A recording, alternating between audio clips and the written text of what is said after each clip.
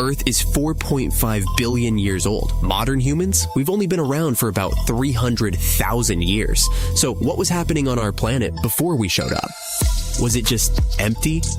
Or could there have been other advanced civilizations that came before us? Civilizations so ancient that all traces of them have been wiped away.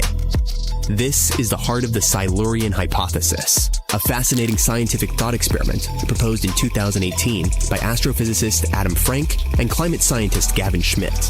They asked a simple but mind-blowing question. If an industrial civilization existed on Earth millions of years ago, would we even be able to tell? The hypothesis is named after the Silurian period, a time over 400 million years ago when life was thriving in Earth's oceans. But the name is also a nod to Doctor Who, where the Silurians are an ancient reptilian species. It's a clever way to frame the idea, but the science behind it is serious. So, if there were advanced civilizations before us, where are all the ruins, the tools, the skyscrapers? Well, that's the thing. Earth is a master at recycling itself. Our planet is constantly changing. Mountains rise and fall, oceans become deserts, and entire continents shift over millions of years. Processes like plate tectonics, erosion, and volcanic activity are like nature's cleanup crew.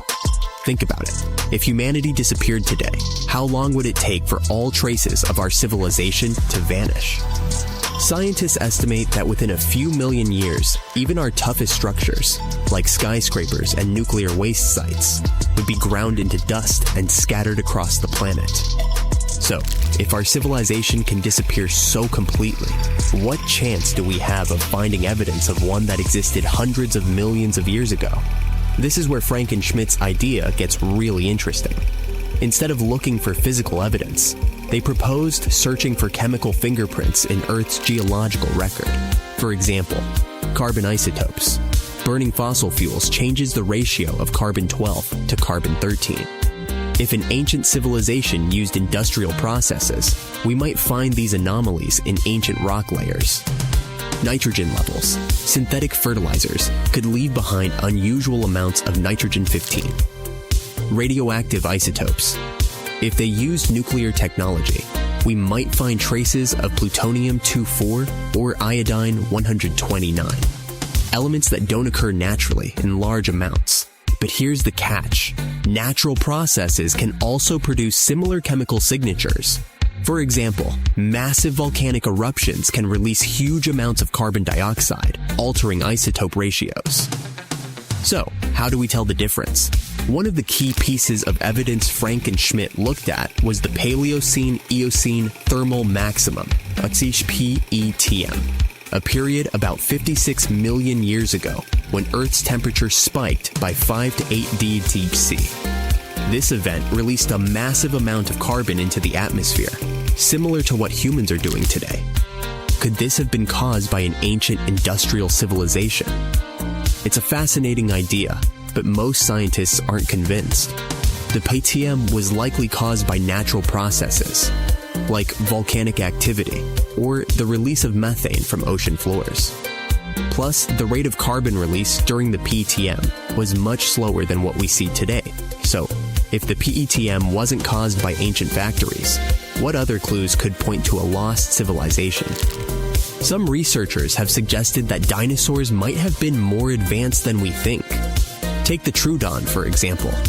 This small bird-like dinosaur had a large brain relative to its body size, binocular vision, and grasping hands, traits that suggest it could have been capable of complex behavior. Paleontologist Dale Russell even speculated that if dinosaurs hadn't gone extinct, Troodons might have evolved into intelligent, human-like creatures he called dinosauroids. But let's be real, even the smartest dinosaurs were probably nowhere near building cities or launching rockets. So, what about something even stranger, like a civilization based on fungi? In 2000, a Japanese biologist named Toshituki Nakagaki conducted an experiment that blew everyone's minds. He placed a slime mold in a maze with a sugar cube at the end. Within hours, the mold figured out the shortest path to the sugar without a brain. This raises a wild question. Could fungi or other simple organisms have formed some kind of ancient intelligent network? If so, their civilization would leave behind no physical traces, just subtle chemical clues. Of course, not everyone is on board with the Silurian hypothesis. Critics point out that there's no direct evidence, no tools, no buildings, no artifacts. All the proposed chemical traces could be explained by natural processes. Evolution makes it unlikely that any species before humans could have developed advanced technology. So, was there an ancient civilization before us? The answer is, we don't know. But the Silurian hypothesis isn't really about proving the existence of lizard people or dinosaur engineers. It's about challenging our assumptions and asking, what don't we know about Earth's history? And who knows, maybe one day we'll discover a clue that changes everything. Strange and amazing items are discovered often, but figuring out what our ancestors were up to is pretty tough.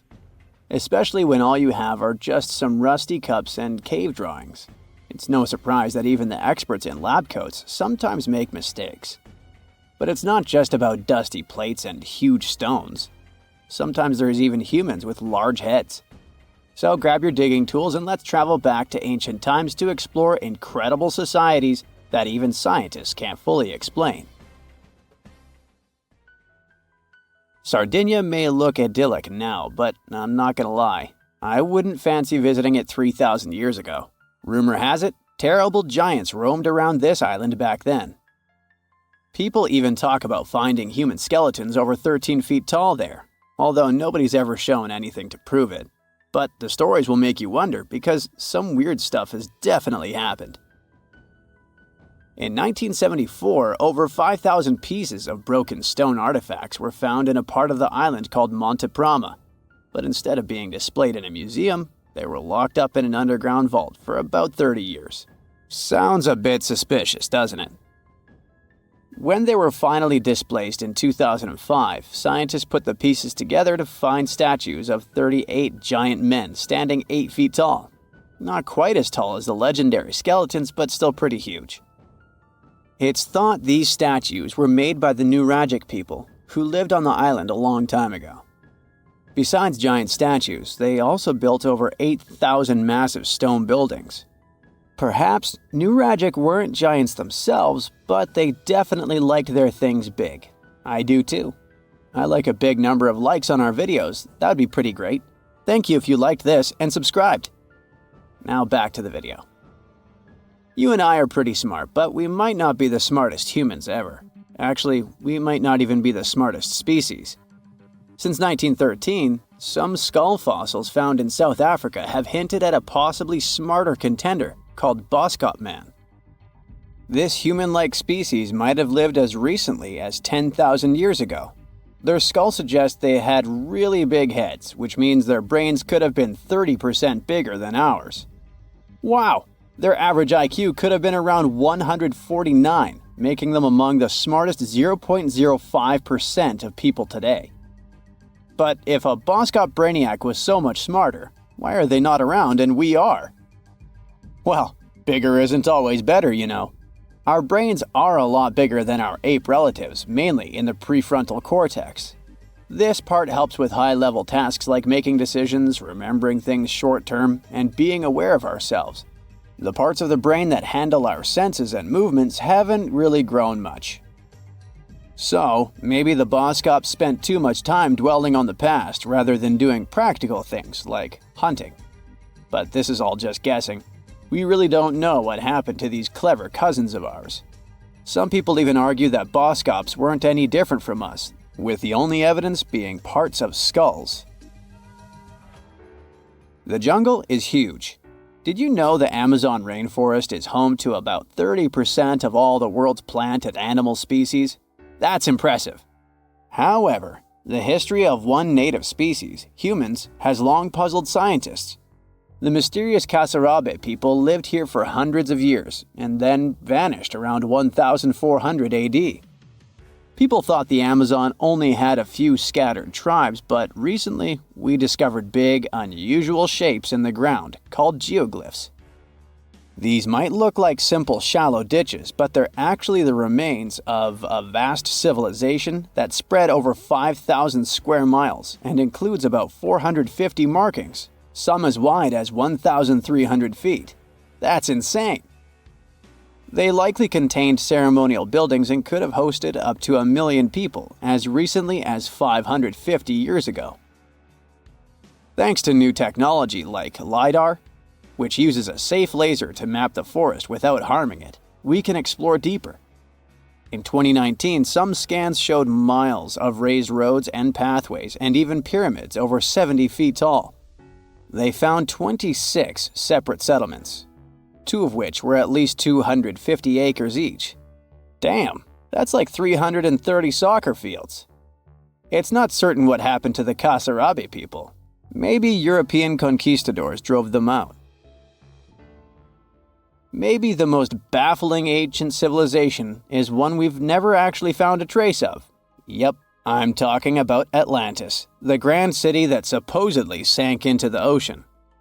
The first mentions of Atlantis come from the ancient Greek philosopher Plato, who talked about a great city near the Strait of Gibraltar.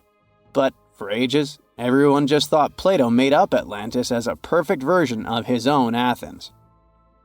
So why, about 12,000 years after it supposedly vanished, do we still wonder if it might be real?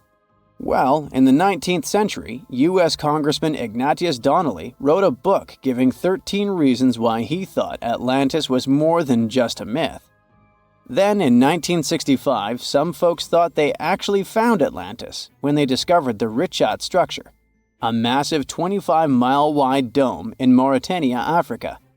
It's so big that you can see the whole thing from space. 2 astronauts flying over the Sahara Desert spotted this giant eye staring back at them and thought they'd made the discovery of a lifetime. Unfortunately, there's no solid evidence linking this structure to Atlantis. It's believed to have formed from volcanic activity about 100 million years ago. But it does look suspicious, doesn't it? Still, we're no closer to knowing the truth.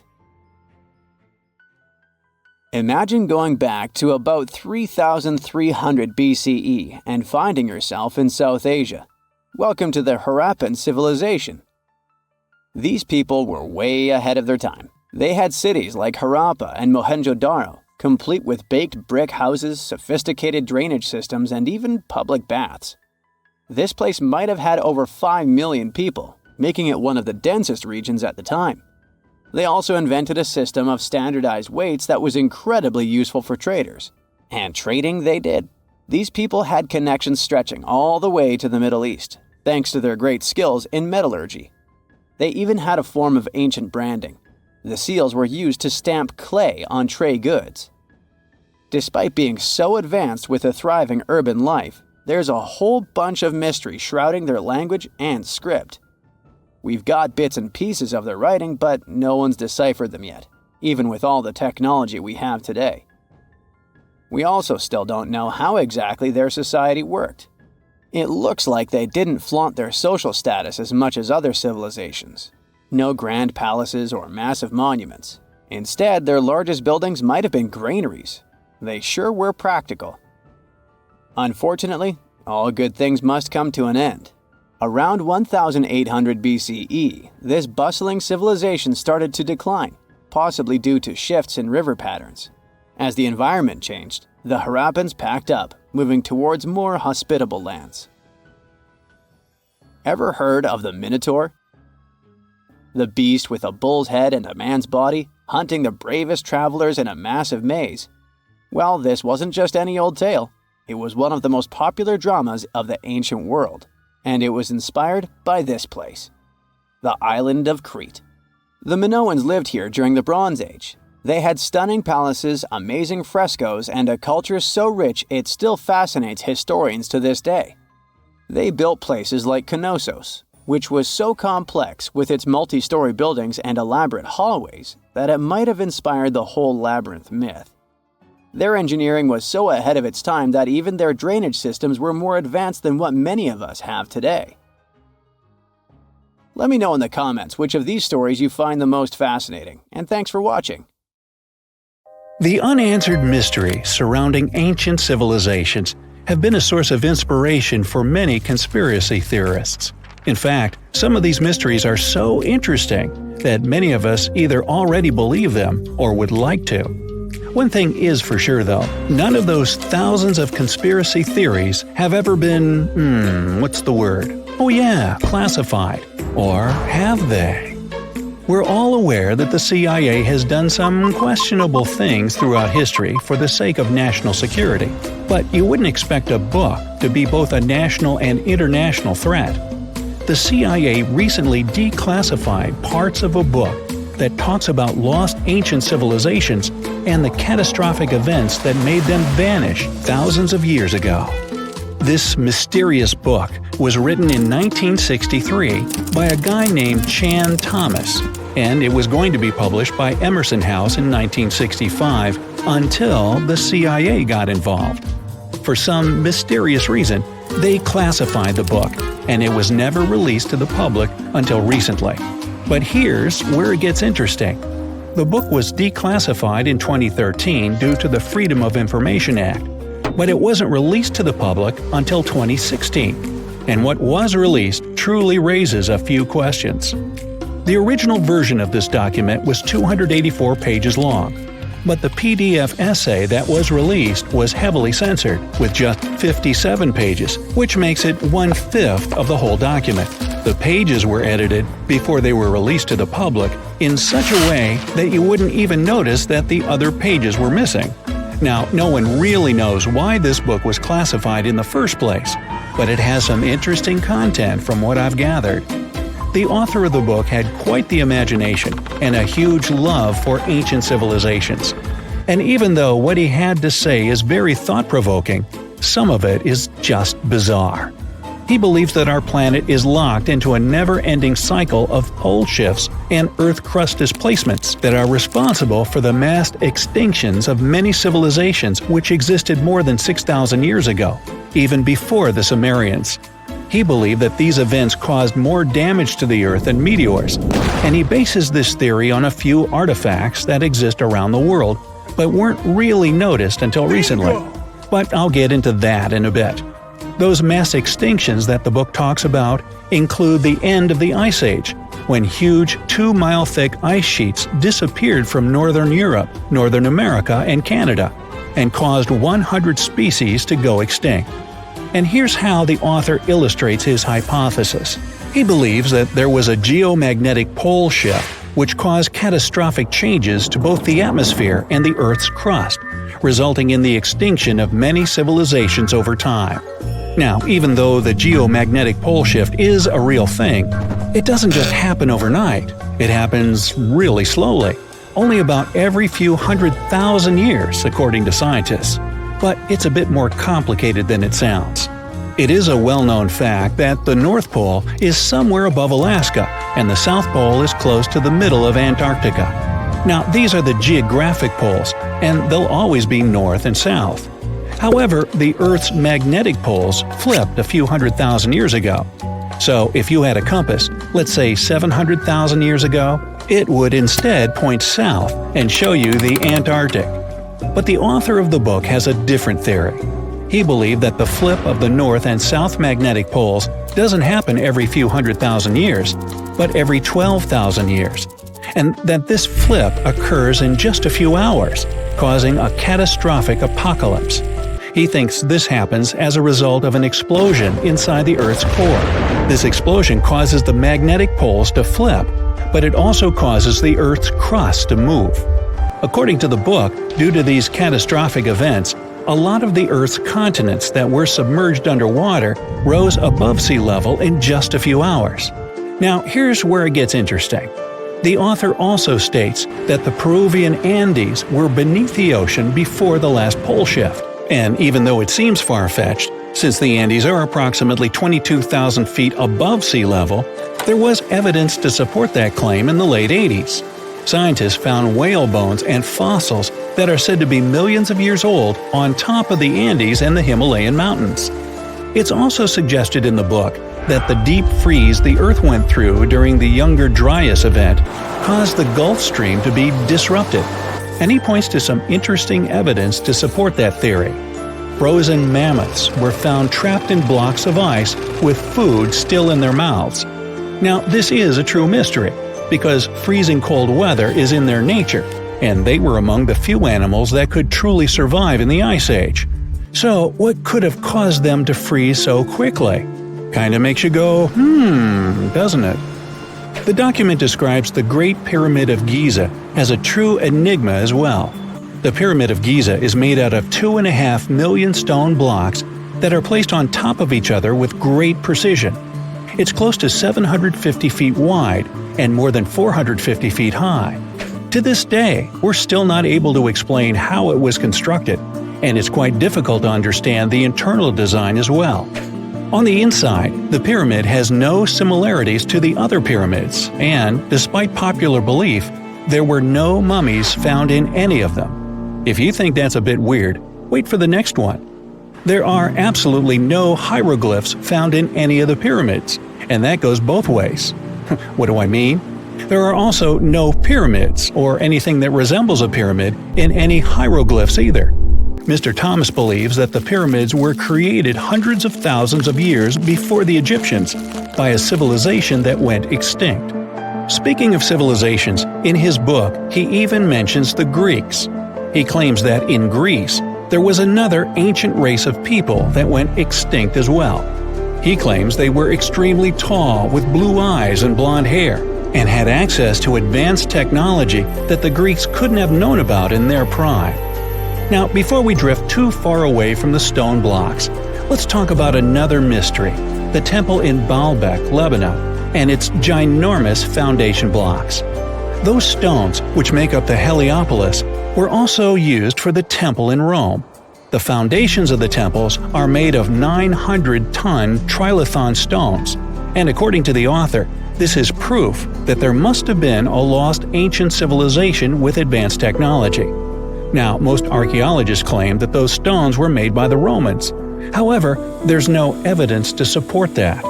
The Romans didn't have the technological equipment to make the stones or lift them. So, you might think, what if they just made them in that place right then and there? Well, those stones were also lifted 30 feet high and were placed next to each other with mathematical precision. And let's not forget about the blocks on top of the Heliopolis in Lebanon, which weigh about 800 tons each. But wait till you hear the next one. The Romans don't even credit themselves for these stones. They claim that they built up the sides, but they don't take credit for the extraordinarily large and heavy foundation stones. The author also makes an interesting point about the distance between the Roman capital and Baalbek in Lebanon. Why would the Romans build the world's largest monolithic stones in such a remote area, and so far away from their capital, and never take credit for it? Well, folks, it's a mystery to me. Now, let's move on to the most intriguing enigma, Easter Island, which is located in the middle of the Pacific Ocean, or nowhere, if you will. The author questions how people found it or even settled in such a remote island that long ago. One of the signifiers of Easter Island are the Moai statues, and the mystery surrounding who they depict and why. What's an even bigger question is how they were created, moved, and positioned in the places they were found.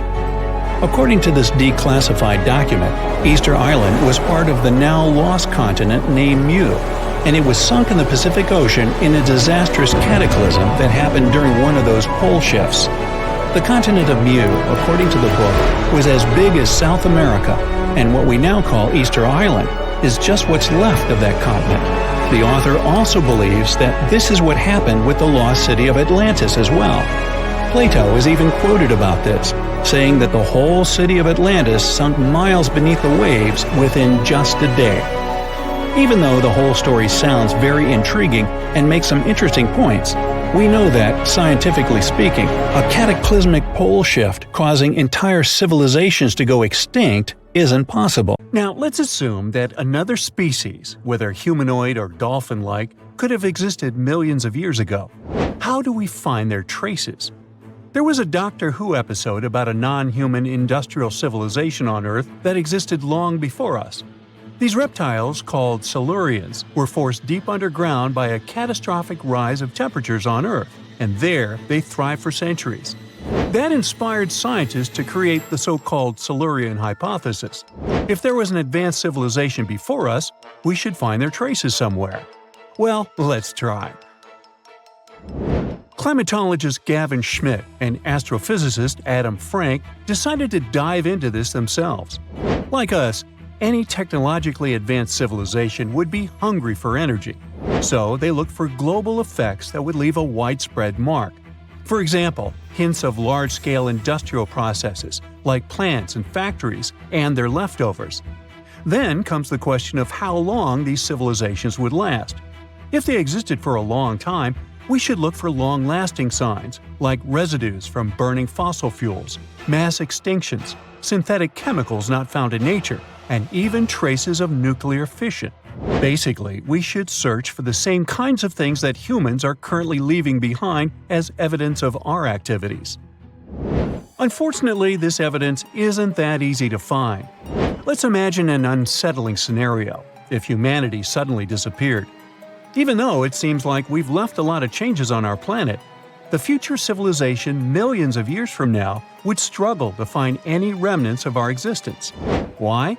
Well, our planet has existed for 4.5 billion years. Complex life on Earth has existed for more than 400 million years. Compared to that, our industrial period only lasted around 300 years, and we haven't left any significant traces.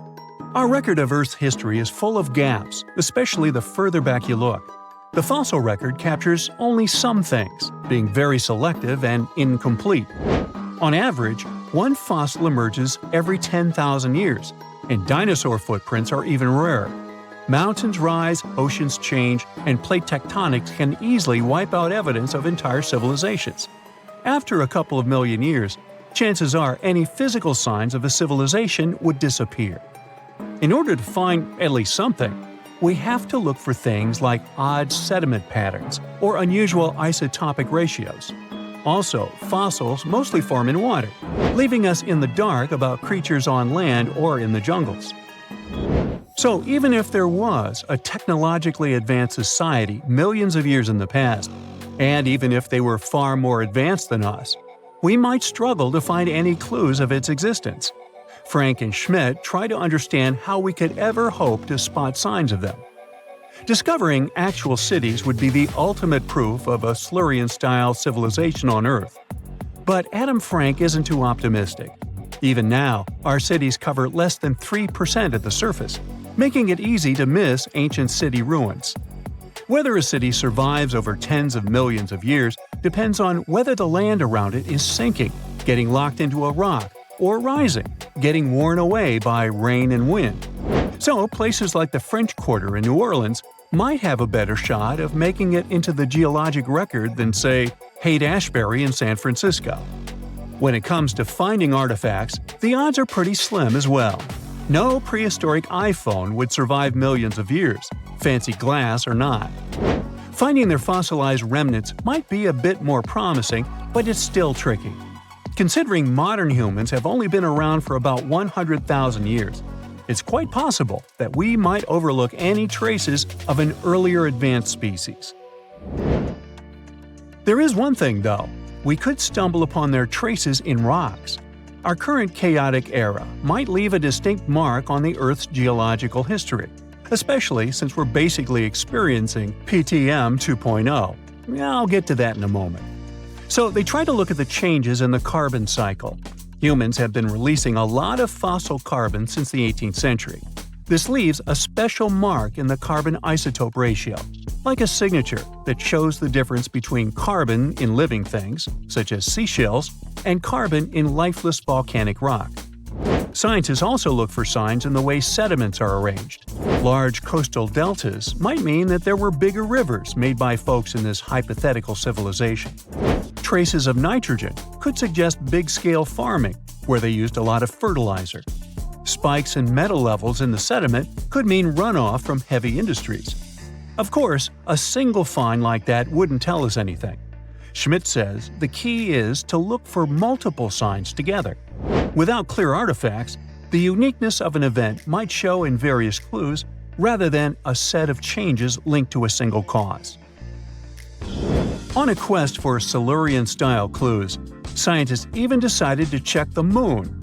Some astronomers find it surprising that no one has looked into this before. They even joked about the possibility of dinosaurs building rockets and leaving traces on the moon or other celestial bodies. These astronomers think that Earth-like planets tend to erase signs of civilizations on their surfaces. So they're exploring the wild notion that these beings might have been space travelers. In that case, remnants of their technology, known as technosignatures, could be lurking not only on our moon but also on asteroids, or even buried on Mars. There they might endure for millions or even billions of years.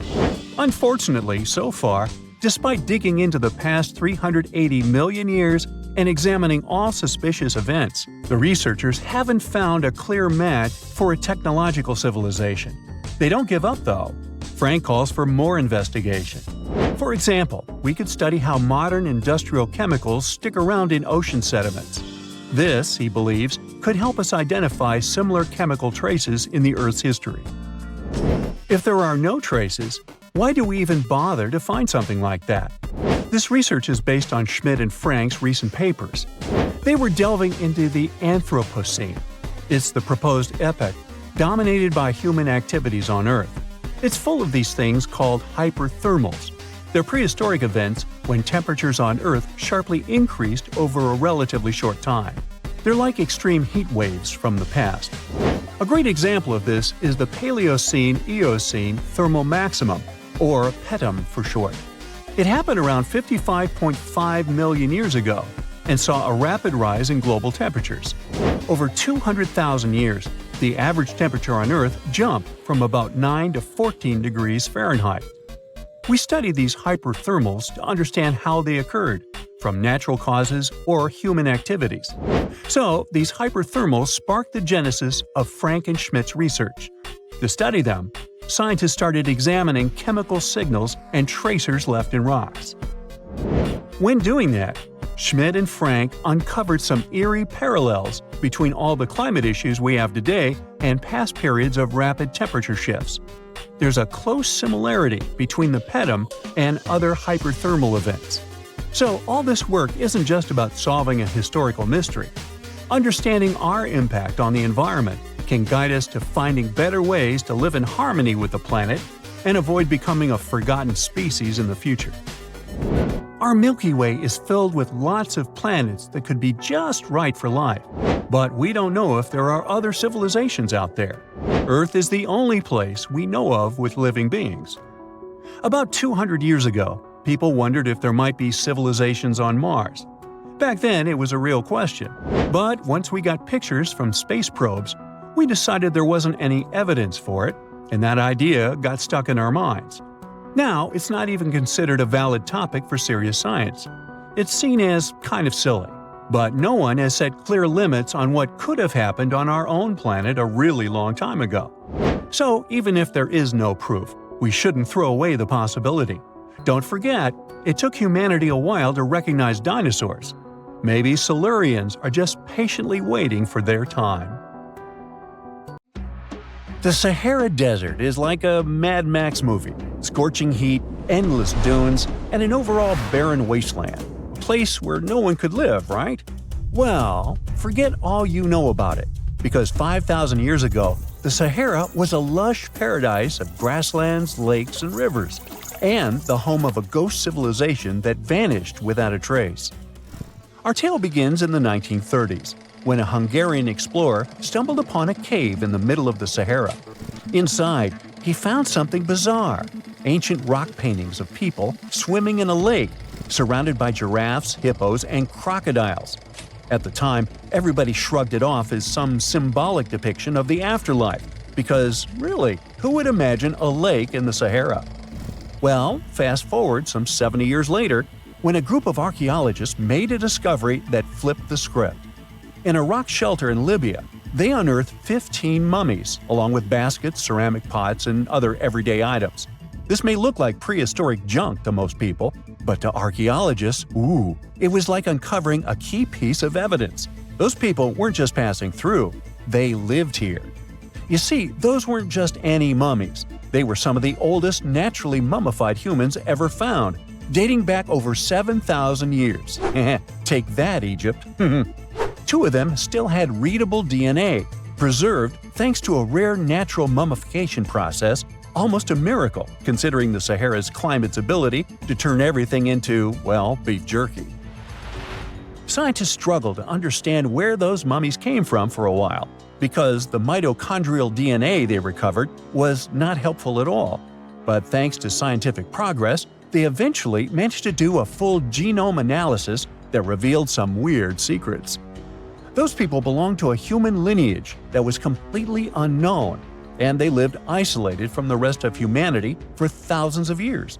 For decades, researchers assumed that the place where they lived, the Green Sahara, was like a prehistoric highway, a lush corridor that humans and animals used to migrate between sub-Saharan Africa and the Mediterranean.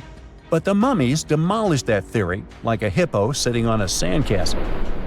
Their DNA showed zero genetic mixing with sub-Saharan and Eurasian migrants, keeping their genes pure for 7,000 years. Their closest genetic relatives weren't their neighbors living right below the famous desert, but some ancient hunter-gatherers from Morocco, and even some guys that lived in the Czech Republic, when it wasn't even a country yet, 50,000 years ago. We're not out of the woods yet, because those mummies also carried some teeny-tiny traces of Neanderthal DNA, just 10% of the amount found in modern Eurasians. Now, if you paid attention in school, then you know that Neanderthals lived in Europe and Asia, and early humans only mixed with them after migrating out of Africa. But those Green Sahara folks never left Africa. So how did they get Neanderthal genes? The leading theory is that their ancestors mingled with Neanderthals in North Africa 50,000 years ago before settling in the Sahara and cutting off contact with the outside world. Archaeologists also found cattle bones and tools made of stone and wood at that rock shelter, proving that those people led a thriving pastoral lifestyle.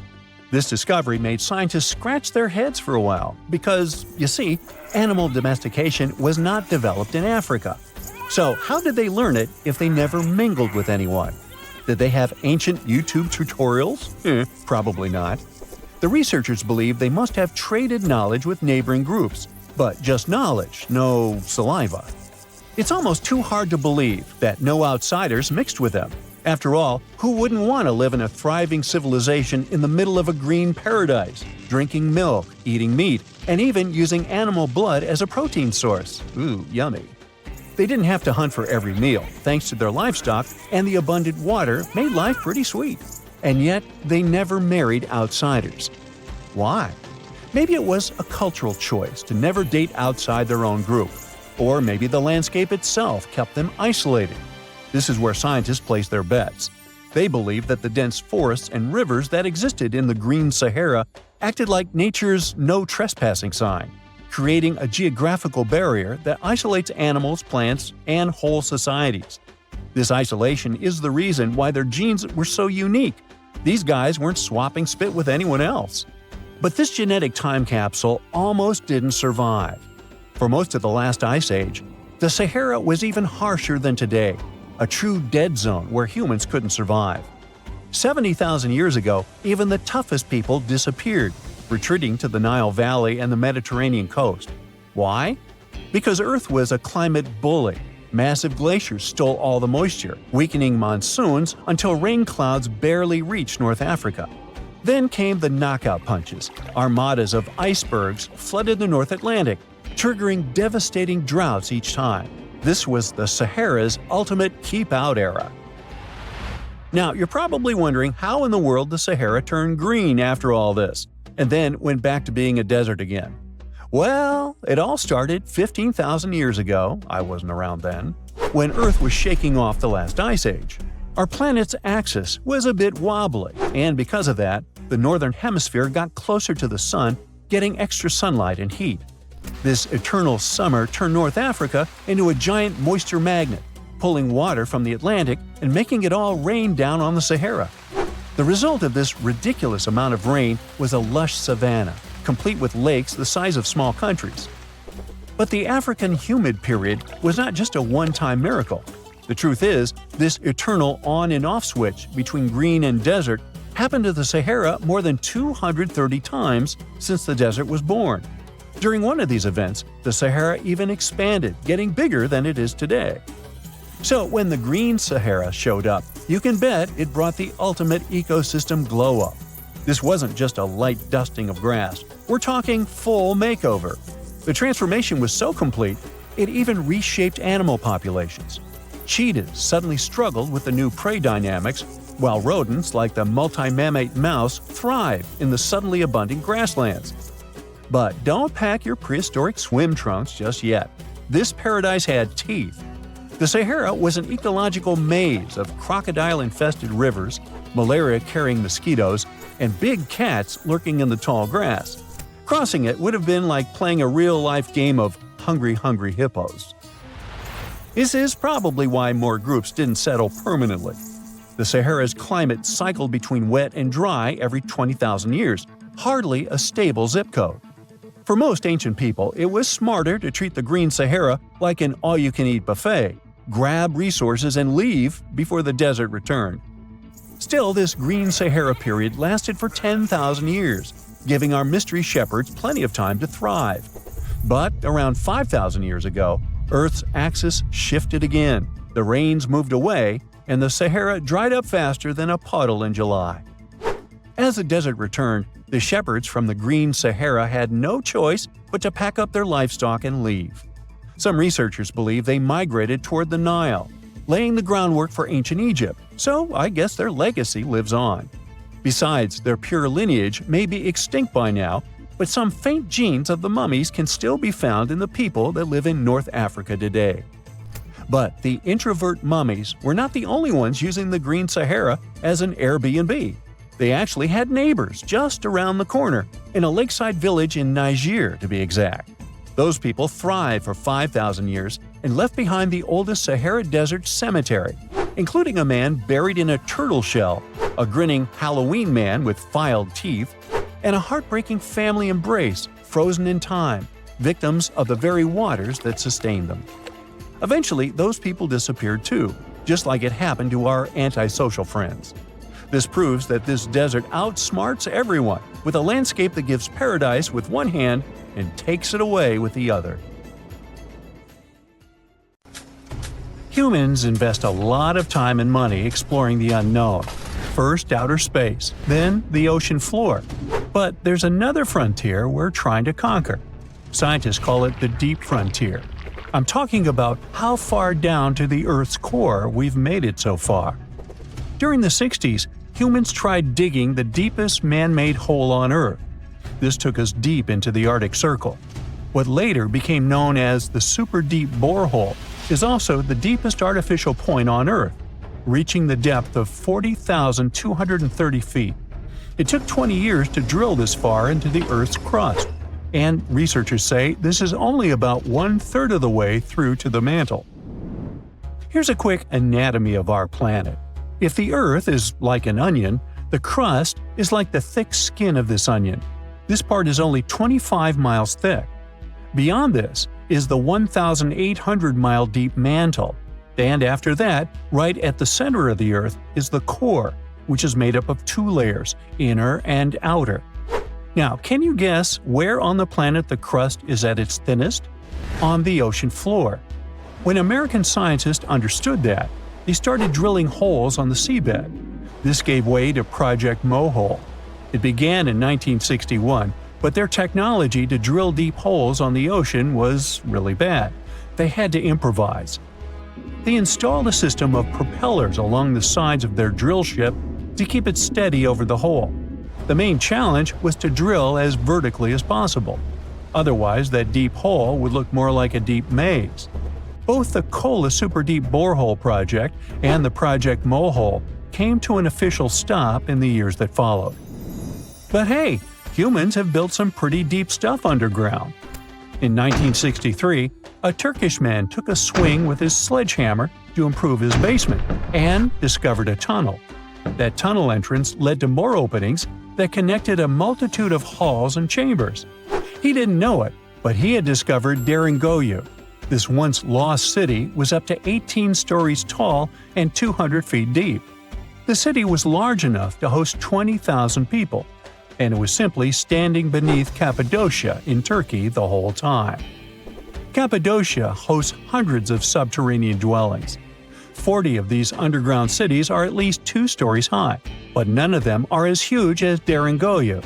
There's not a lot of historical accounts of how Deringoyu was born.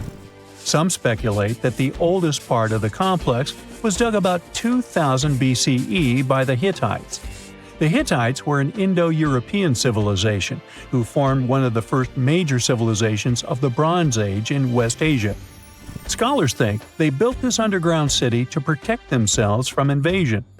Others think it was actually the Christians who built the city in the 1st century CE. They speculate that it could have been constructed to protect people from the intense temperature variations, extreme heat in summer and freezing cold in winter. Geographically, the terrain under Cappadocia is great for building. The rocks are soft, which makes tunneling easier. For that same reason, opening large caves underground is fragile. That's why most chambers have pillars that support them. On the bright side, and we are, none of the floors at Deringoyu have ever collapsed. The builders of Deringoyu thought of everything. The city was shut off from the world by huge rocks that hid its entrance. It was ventilated by a total of more than 15,000 shafts, around 10 centimeters wide. This way, they guaranteed enough breathing air in the upper levels in a way that they ended up being used as the living and sleeping quarters.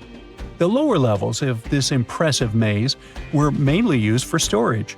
But honestly, they had it all: a room for a wine press, for domestic animals, small religious buildings.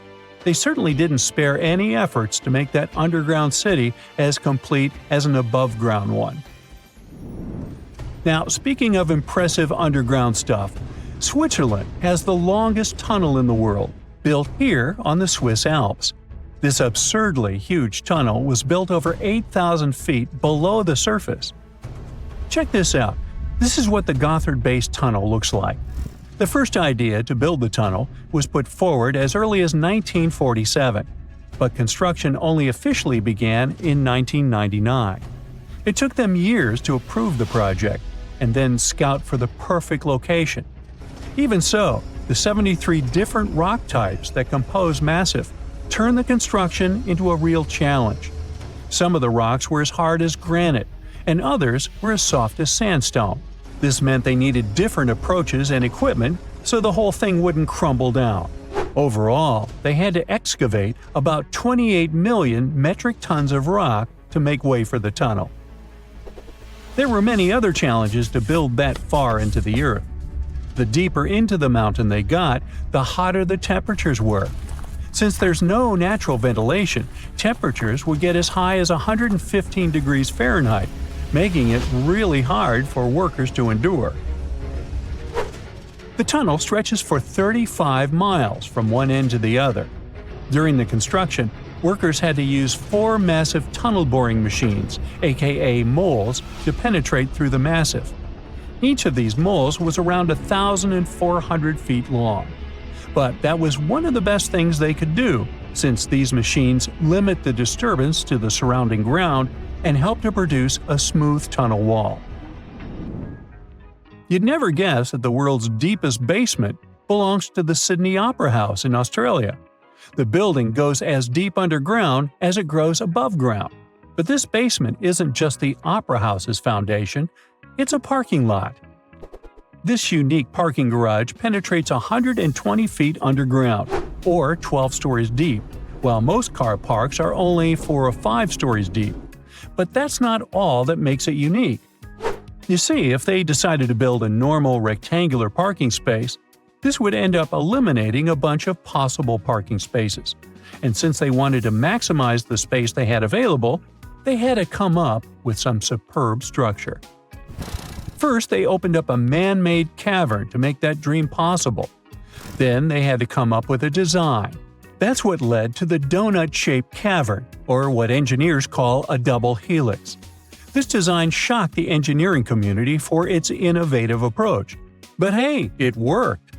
Today, there is space for over 1,000 cars down there, which seems about right for an opera house. Let's wow once again real quick. Some underground structures may take up to an hour to reach. Take this gold mine in South Africa that lies around 2.5 miles below the surface. Yeah, you may think, hey, it's just a couple of miles, why does it take an hour to get there? But the conditions are hard and it's not for the weak.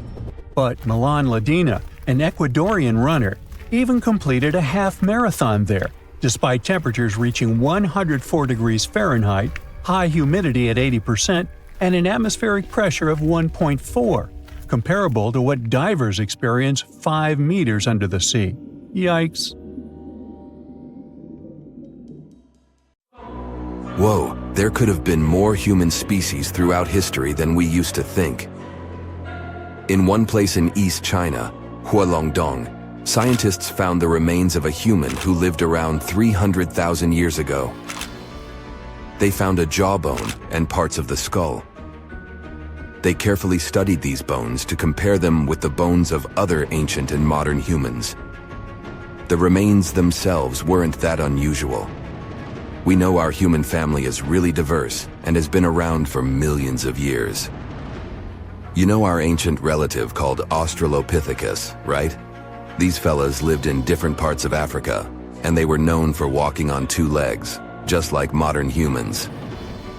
But their brains and some other parts of their bodies made them more similar to apes. Their teeth are a good example of how they were like a mix of apes and modern humans. Their canine teeth were smaller than those of apes, but their back teeth were still larger than ours. There were different types of them. You can recognize some Paranthropus because of their big jaws and teeth. One of the most famous fossils of Australopithecus is Lucy, a lady that's about 3.2 million years old. She was found in Ethiopia. So, we know that our family got pretty big from that point, or probably even before it. But it's always great to welcome some new members, which seemed to be the case with this new discovery. Some parts of these bones look similar to the bones of ancient humans, while other parts look more like the bones modern humans have. For example, the person whose bones they found didn't have a real chin. That means we can't put it in any of the groups we know of, like Neanderthals, or maybe even Homo sapiens. So, might we be missing a branch from the human family tree, or an important step in our evolution?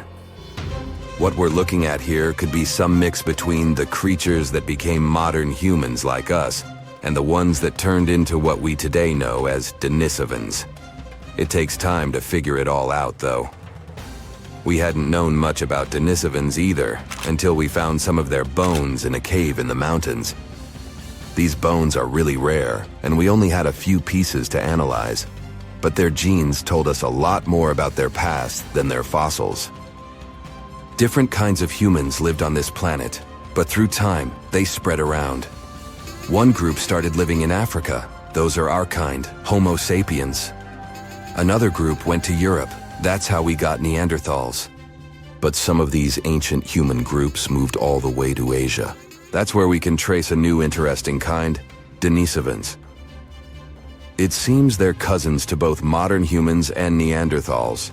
The 3 species actually shared a common ancestor about 765,000 years ago. It's still not clear why Neanderthals and Denisovans took different paths, but one theory says that it was mostly because the Arctic ice sheet expanded southward all the way to the Black Sea, cutting off Europe from Asia. Life, or better yet, the planet, kept them separated for a very long time. Plus, they kept changing places where they lived all the time, always looking for something better, like every other human species before and after them. But this didn't last forever. Scientists found genes from 2 groups of Denisovans, one in mainland Asia and the other in a place called Melanesia. So not only did they have different groups within their populations, but it also seems that after thousands and thousands of years of developing independently, the members of these 3 populations, Neanderthal, Denisovans, and modern humans, somehow met again and spread all across the land.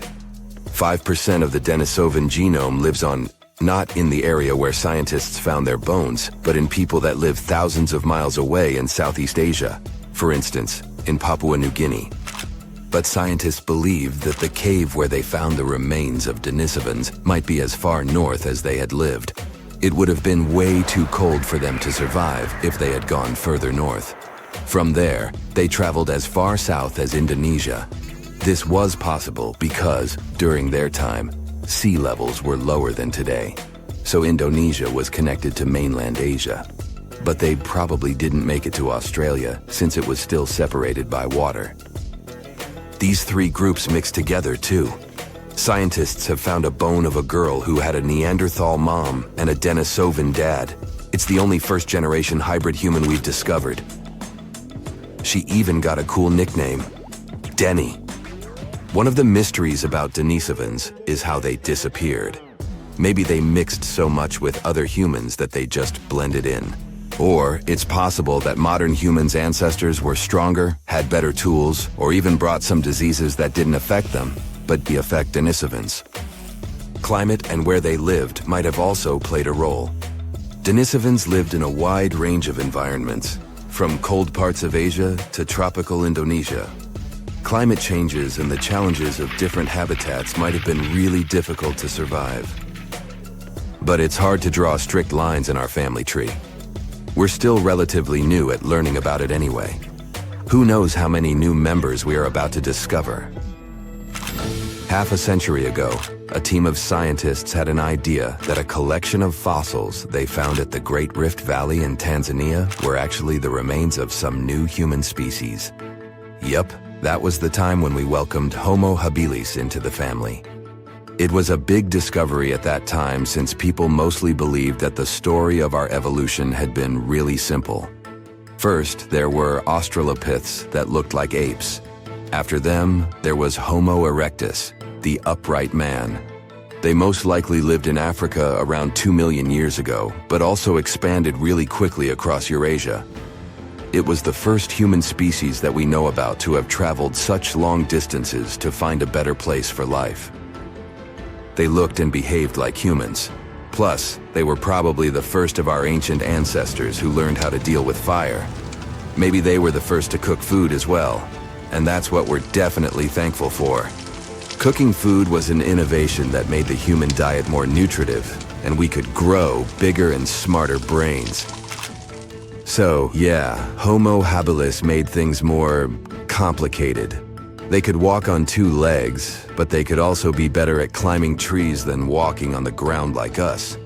Plus, their brains were smaller than what a human should probably have. At first, it seemed these fossils could be from a completely different side of the family, related to other creatures, Australopithecus africanus, that looked like apes. But more and more digging showed that even though its jaws and teeth were similar, Homo habilis was still bigger and a bit different. The name means handy man, because they were probably able to make and use simple tools. Searching for more fossils in Africa wasn't easy because a team of researchers had to deal with wild animals and tough conditions all the time. But eventually, they managed to find some teeth and a strange skull that was, again, something different from the ancestors we knew about. The teeth were really big, so this new fella got the nickname of Nutcracker Man. For a long time, everyone believed this kind had evolved to eat hard foods. But the fossil teeth didn't show much damage, so they might have been eating food that was softer than we thought. This finding might help us understand how our teeth have been evolving through time, too. And right there, in the same layers of soil where Nutcracker Man was lying, they found ancient stone tools. At first they thought those had belonged to Nutcracker, but as they kept digging, they found more fossils that didn't match Nutcracker Man. It means that someone else must be the real tool maker. But that's another story for another time. There you are, trekking across a desert on foot. It's hot, you're terribly thirsty, and now you gotta walk around this stupid wall.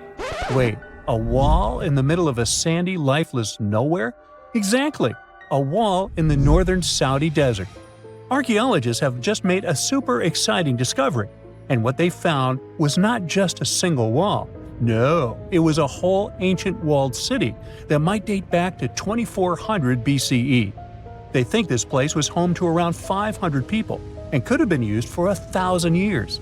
This discovery is groundbreaking. It means that the area could have been way more advanced than anyone expected.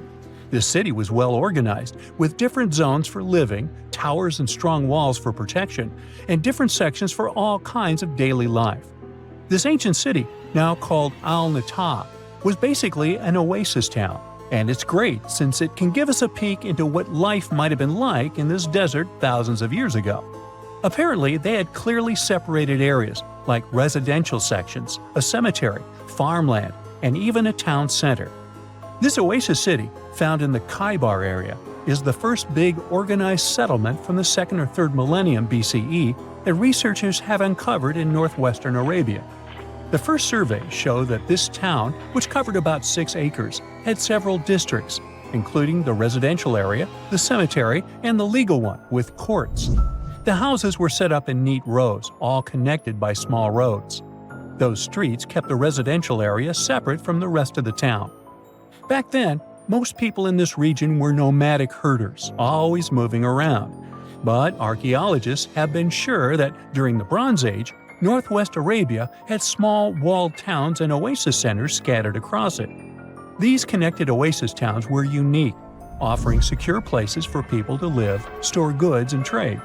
They started showing the beginnings of urban planning, which hints that people of that time were already starting to settle down and organize communities more seriously. The research team estimated that there were about 50 homes in Al-Natta, but that number could go up to 70 as they keep digging. They think that a few hundred people lived there, and probably one of the coolest things is that some houses went up to 3 stories tall. Built on a slope near a couple of major trade routes, this city was set up in a prime spot. Now, one of the most impressive things about this place is its water supply. The oasis had springs and aquifers, which are underground water sources, and such conditions were perfect for farming. Those water sources meant residents could grow their own food, making the town self-sufficient. The outer walls probably helped control who could enter the town and get access to its resources. This settled way of life was an impressive shift from nomadic living to a more agro-pastoral lifestyle, which means a mix of farming and herding animals. Another find that supports this theory is a bunch of tools like grinding stones, mortars, and pestles discovered inside the town. People there must have ground grains and prepared food. They had a diet of cereals, meat, and milk from animals they raised themselves. These astonishing findings show that the inhabitants of the town could easily feed themselves and were surprisingly advanced for that time. Thanks to better access to Saudi Arabia in the past couple of decades, archaeologists now have a much clearer picture of what life there was like thousands of years ago. The most exciting thing is that Al-Natta might have been part of a whole network of similar fortified oasis towns spread across the region, and all of these connected sites could show us how trade routes and small settlements worked together at that time in that arid area. Now, at the same time, this recent discovery isn't the only one that has the scientific world buzzing with excitement. How about we visit Egypt and see for ourselves? After all, archaeologists have just found a stash of ancient Egyptian and Greek treasure underwater. They were exploring the lost city of Thonis Heraklion off the coast of Egypt, which sank more than 1,000 years ago. This city was legendary, and nobody even knew where it was until it was rediscovered in 2000. Now they're uncovering more and more, and on this dive, they found a pile of gold and silver treasures. Those were probably used in rituals to bless Egyptian pharaohs when they took the throne. The researchers even found an ancient Greek temple dedicated to Aphrodite and some super old Greek weapons. Frank Gaudio, the lead archaeologist, said it was astonishing that those delicate objects had survived the disaster that brought the city down. Back in its prime, Thonis Heraklion was one of the biggest port cities in the Mediterranean. It was a huge center of social life and was the main entry point for ships from Greece coming into Egypt. But tragically, due to rising waters, earthquakes, and a catastrophic tidal wave, the soil underneath the city literally turned into mush. and then the entire city sank into the Mediterranean. It was forgotten until Gaudio's team found it in 2000. Since then, they've been uncovering new parts of the city and piecing together its history little by little. If a lost underwater city doesn't seem impressive enough, we can travel to the Amazon. The discovery made there is truly mind-boggling. For centuries, people have talked about lost cities deep in the Amazon, like El Dorado, that mythical city of gold that lured Spanish explorers into the jungle. A lot of them never came back. Then, in the 1900s, a British explorer named Percy Fawcett went searching for what he called the lost city of Z, and he too disappeared. But now, finally, scientists have actually found proof that those lost cities in the Amazon were real all along. A team of scientists use a tech called LiDAR, which basically allows you to see through thick jungle from above by bouncing light beams off the ground. They flew over the jungle in Bolivia in a helicopter about 650 feet up and mapped out those hidden ancient cities. What they found were ruins of a huge urban settlement built by the Kasarabi people who lived there from 500 to 1400 CE. And it wasn't just a couple of buildings here and there. No, the LiDAR maps revealed massive urban centers, pyramids, platforms, roads, canals, and causeways, all carefully laid out. Turns out the Amazon wasn't just an untouched jungle. It was once home to big, complex cities. A scientist from the German Archaeological Institute explained that Europeans had long ignored the possibility of ancient Amazonian cities, but the LiDAR maps show they were wrong.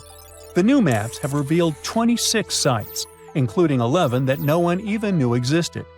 Researchers have discovered two main city sites, Landivar and Kotoka. They had massive moat causeways stretching out like spokes on a wheel, linking the main cities with smaller surrounding settlements. Some of the canals even connected the cities to rivers and a big lake, which allowed water to flow through the area. Over the years, scientists found scattered ruins all over this region, but the thick jungle made it nearly impossible to connect the dots and see if or how they were related. With LiDAR, the whole layout came to life, showing that those sites were part of a much larger organized urban system.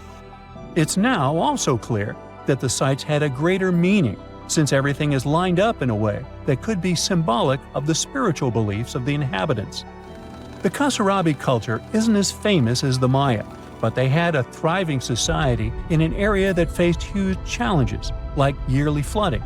And although the nearby Andes had their own monumental sites, the Kasarabi were doing something absolutely unique. They even had reservoirs to store water, which suggests they might have been dealing with occasional droughts, which is pretty unusual for the Amazon. Actually, those terrible droughts could be why the Kasarabi eventually left their cities around 1400 CE.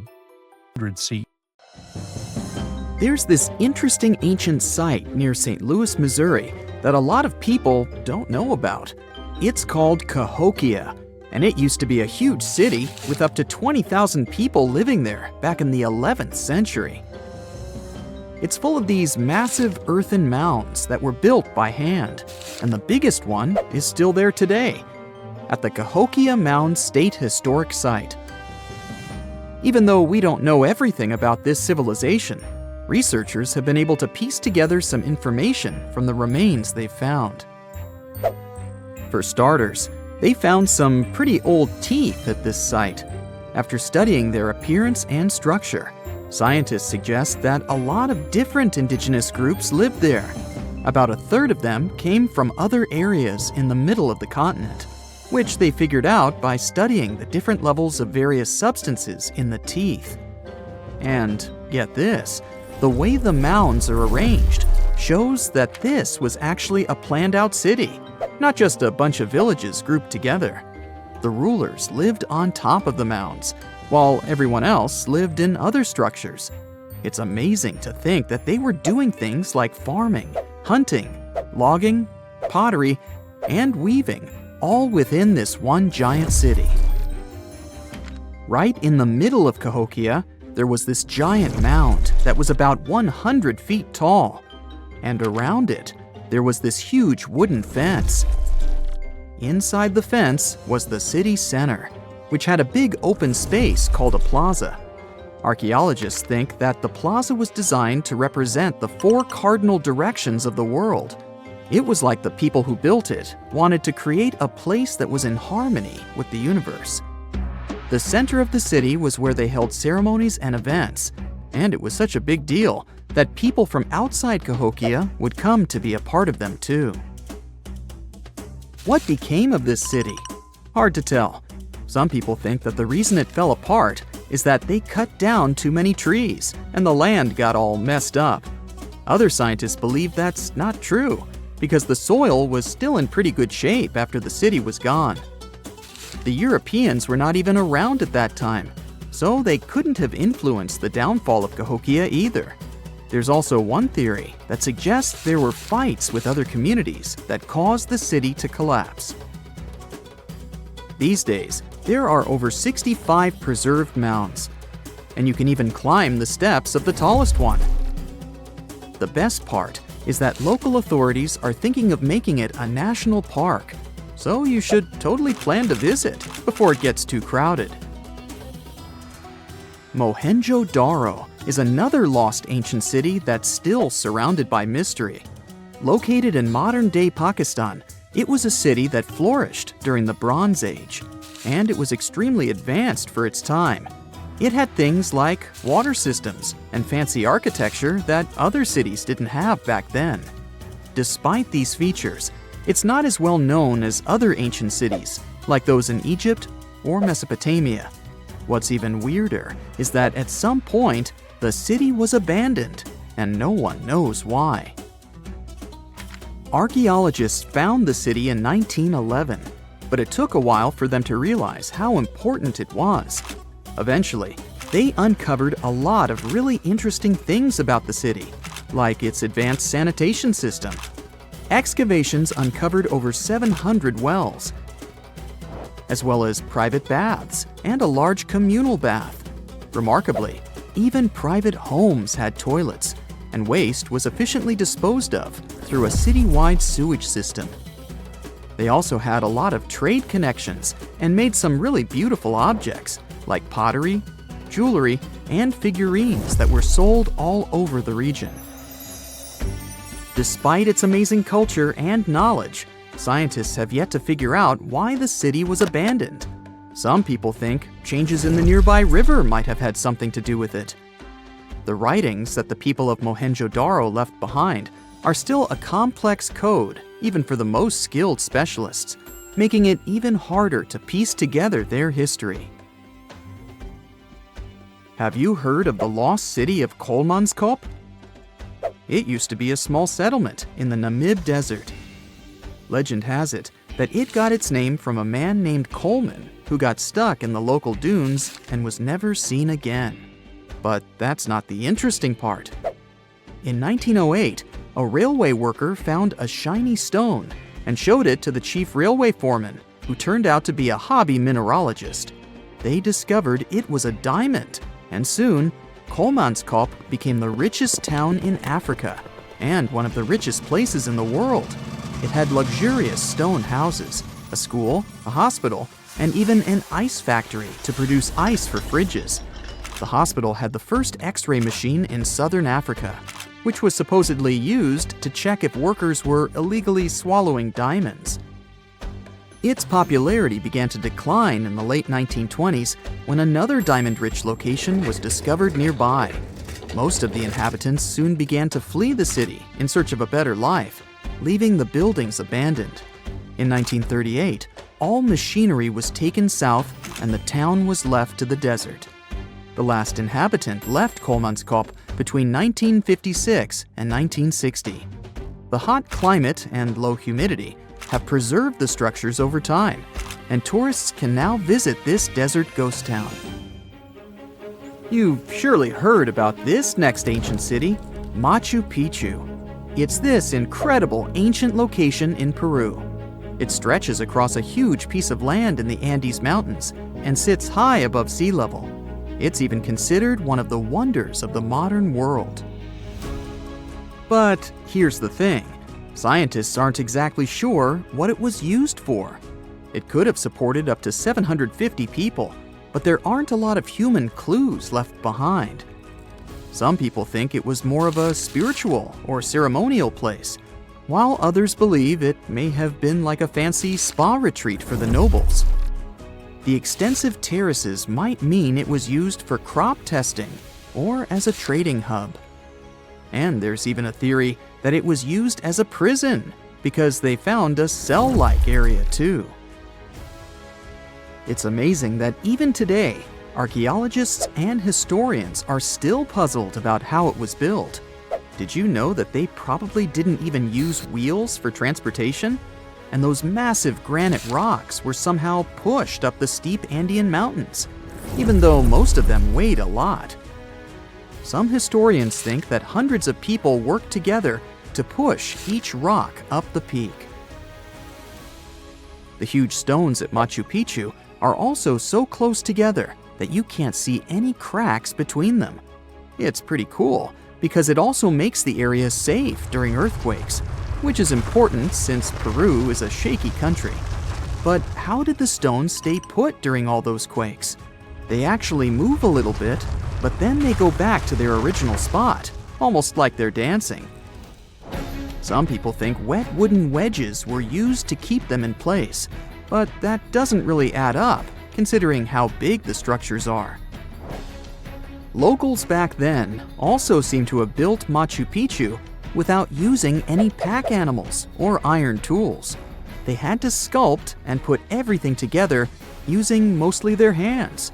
Plus, the citadel is built on a fault, so they had to move a bunch of stone and earth to make it flat.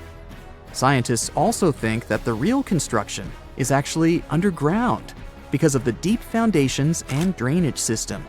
In fact, there's a hidden water system that was just recently discovered using 3D scanning.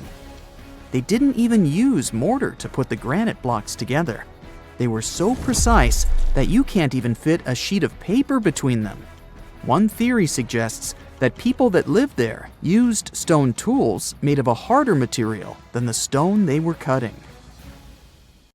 At some point in its long and very interesting history, our dear planet Earth was sort of snoozing, just doing its planetary thing, spinning around the sun. And then, bam, life starts getting fancy. Plants and animals start strutting their stuff, showing off their complexity. Fast forward a bit, about 65 million years ago to be exact, and a cosmic disaster strikes, or at least that's what we presume. An asteroid probably smashed into Earth, wiping out the dinosaurs and other big animals.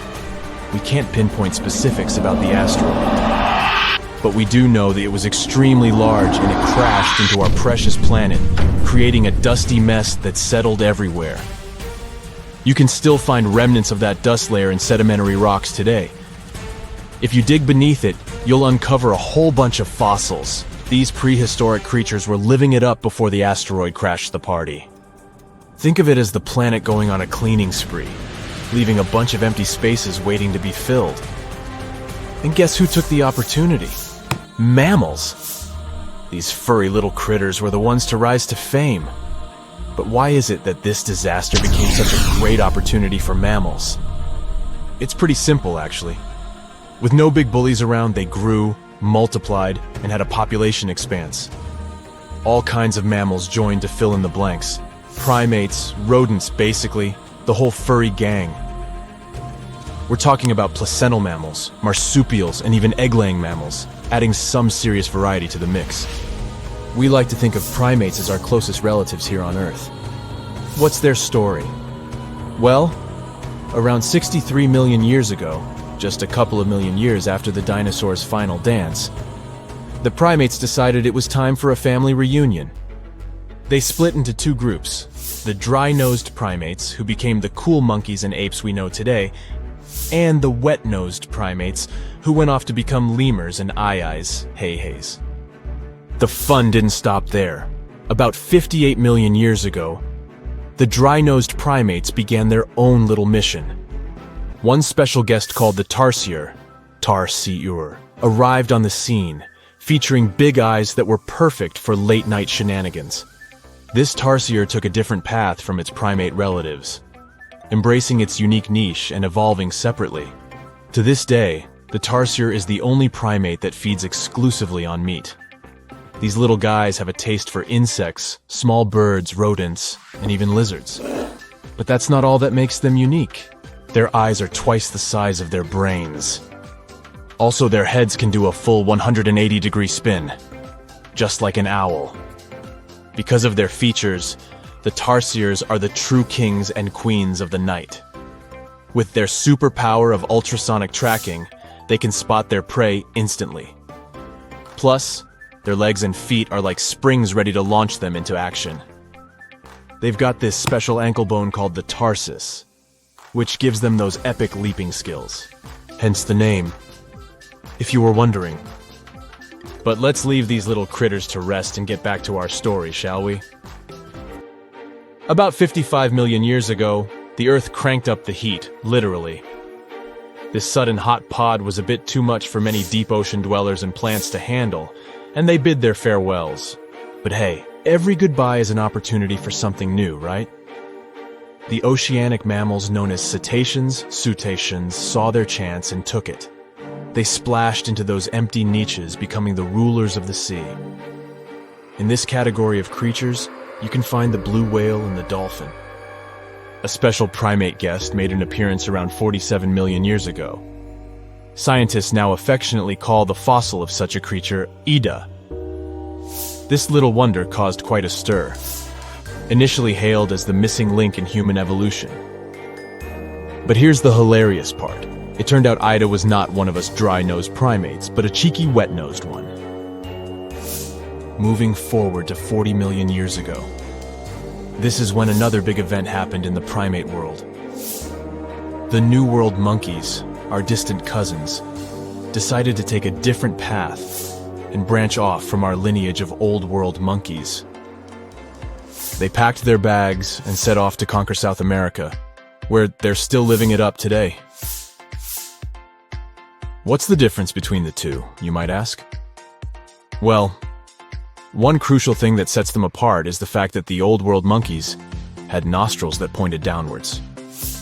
Around 25 million years ago, another troop of apes entered the scene, and these guys had something special, the lack of a tail. These unique creatures would go on to become our closest relatives. We're talking apes and great apes, the cool gang who share a whole lot of genetic similarities with us. The first ape to break free from the monkey madness was the gibbon. About 18 million years ago is when this little acrobat swung into the picture. A few million years later, the great apes made their grand entrance too. Orangutans were the pioneers, venturing into the wilds of southern Asia. We're getting closer and closer to the present. It was 7 million years ago when the great apes took a major fork in the evolutionary road. One path led to our ancestors, the future Homo sapiens, and the other path led to chimpanzees and bonobos. These two primate branches remained united for a few million years before finally going their separate ways.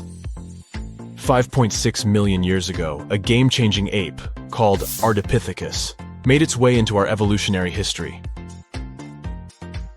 It had a special talent, bipedalism. That's right, this was one of the first apes to walk on 2 feet, probably making its primate buddies raise an eyebrow or two. The real showstoppers, however, arrived around 4 million years ago, the Australopithecus crew. These were the earliest members of the Hominina hominina subtribe, our tribe. What made them so special? Well, probably the fact that they brought some serious tools to the game. Stone tools, to be precise. It seems that at some point in their evolution, these clever primates started using stones to make their lives easier. Now here comes a crucial turning point in our story. About 2 million years ago, our ancestors faced a food shortage. Survival of the fittest was the name of the game, and 2 strategies emerged. Group 1 went for stronger jaws, allowing them to chomp on tough foods like nuts. Group 2 had a different idea. They opted for weaker jaws, but bigger brains. They wanted access to a wider range of food options. Obviously, the bigger-brained group took the prize. And here's where our gang comes into play. Around 2.5 million years ago, a type of primate also known as handyman made its mark on history. These clever beings had larger brains and knew how to put those neurons to good use. About 1.9 million years ago, a new star emerged, Homo erectus. These creatures not only walked upright, but also had brains that were almost twice the size of the handyman's. They took the world by surprise, becoming the first of our direct ancestors to venture out of the African continent. They even knew how to tame fire. Approximately 700,000 years ago, the world witnessed a culinary revolution. The earliest evidence of cooking appeared. And around 500,000 years ago, our ancestors decided it was time to become a bit more fashionable, donning the first evidence of clothing. Our very own species came to be just 300,000 years ago. Told you we were late to the party. But the world was never the same after the appearance of Homo sapiens, the anatomically modern humans. Alongside our other relatives, we emerged, ready to conquer the world with our innovative minds and complex societies. The exact path of our evolution remains a bit of a mystery. But what we do know for sure is that Neanderthals joined the party around at some point too. As Homo sapiens flourished, so did our capacity for language. Modern speech is believed to have emerged almost hand in hand with our species. We started expressing ourselves, sharing stories, and shaping the world with our words. So, there you have it. It took 13.8 billion years of cosmic history for humans to make their entrance. Think about it. 99.998% of the time since the Big Bang, we weren't even around. Our species, Homo sapiens, is the toddler of the Earth's family, existing for just the tiniest fraction of the universe's timeline. Yet, in this blink of an eye, we've managed to unravel the entire story that led to our existence. The story won't end with us. It's an ongoing saga, still being written with every passing moment. Hey, how do you feel about taking a trip back in time? We're diving into the history of the Amazon forest to unravel the mystery of its lost cities. Grab your bug spray and hop on. The Amazon forest is the world's largest rainforest. The environment there can be extremely challenging for human life. Yet, the legend goes that the Amazon has been home to sprawling settlements, rich in unmeasurable wealth. Could that really be true? Or is that none other than a figment of our collective imagination? The legend of El Dorado might be the myth that started this whole thing. As European explorers began their excavations in American lands back in the 1500s, word got out of an Amazonian civilization that used to paint their leader in gold as an offering to higher powers. The legend of El Hombre Dorado, aka the Golden Man, began to quickly spread around Europe. Explorers got excited at the possibility of finding an infinite amount of gold somewhere deep within the Latin American jungle. And as you can imagine, expeditions to the continent began to multiply with each passing year. It didn't take long before explorers found this civilization. They were known as the Muisca people and were located in Colombia, near Lake Gudavia. The Muisca people had a tradition of painting their leader, aka the Zipa, from head to toe in gold. In a ceremonial gesture, the Zipa would swim into the river, spreading gold dust all over the lake. For the Muisca, this was their way of acknowledging and thanking the higher powers of the universe they believed in.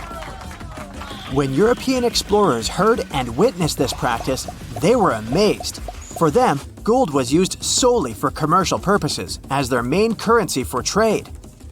This made them think that the Muisca people must have stacks and stacks of gold hidden somewhere in the jungle for them to use it so abundantly. Well, that's how the legend of El Dorado was born. What was once the practice of El Hombre Dorado traveled on word of mouth until it became El Dorado, a fictional city that was most likely to hide piles of gold. The hunt for this city led Europeans to spend large amounts of money to scour the Amazon forest. Unfortunately, all of their expeditions came back empty-handed. That is, if they ever came back at all. Now, jump to the beginning of the 1900s. In England, the Royal Geographic Society, a prestigious British institution, was looking for somebody willing to travel down to Latin America to trace the border between Brazil and Bolivia. More specifically, the part of the border that is nestled deep within the Amazon rainforest. One Sir Percy Fawcett was a Latin American aficionado, and he gladly volunteered to do the job. Oh, it's important to note that the Amazon forest is virtually the size of the continental USA. It sprawls across 8 countries, including Brazil, Peru, and Bolivia. And trust me, getting around is no easy feat. The jungle is covered in dense vegetation, and in addition to that, it's home to insane predators such as anaconda snakes, panthers, crocodiles, piranhas, and so on. But despite all that, Fawcett was very successful in his mapping adventure and seemed to be wanting to come back more. Back in England, Fawcett would scour diaries from other explorers hoping to learn more about the ancient Amazonian civilizations. He would read about the Incas and the Mayans and the great empires they built. He believed that if the Incas were capable of building empires that stretched over 2 million square miles, this could mean that other Amazonian civilizations could have thrived there too. During his research, Fawcett came across a report from a 16th century explorer. The report told of a city deep within the Amazon forest that held unimaginable quantities of minerals. A town that stretched for 15 miles without any space from a house to house. This report fueled Fawcett's imagination to a new extreme. From then on, he became obsessed with finding what he called the lost city of Z. Over years, Fawcett searched the Amazon forest, usually looking for stone ruins that could possibly indicate human settlements. On his later expeditions, he focused on exploring the state of Mato Grosso in central Brazil. He would travel from Europe and into the lower region of the Xingu River. The trip to the Xingu would take him around 14 days on foot. Then, he would set sail in small wooden boats accompanied by local indigenous leaders that knew the region better than anyone. How he communicated with the indigenous population is still a mystery, since they only spoke in local dialects.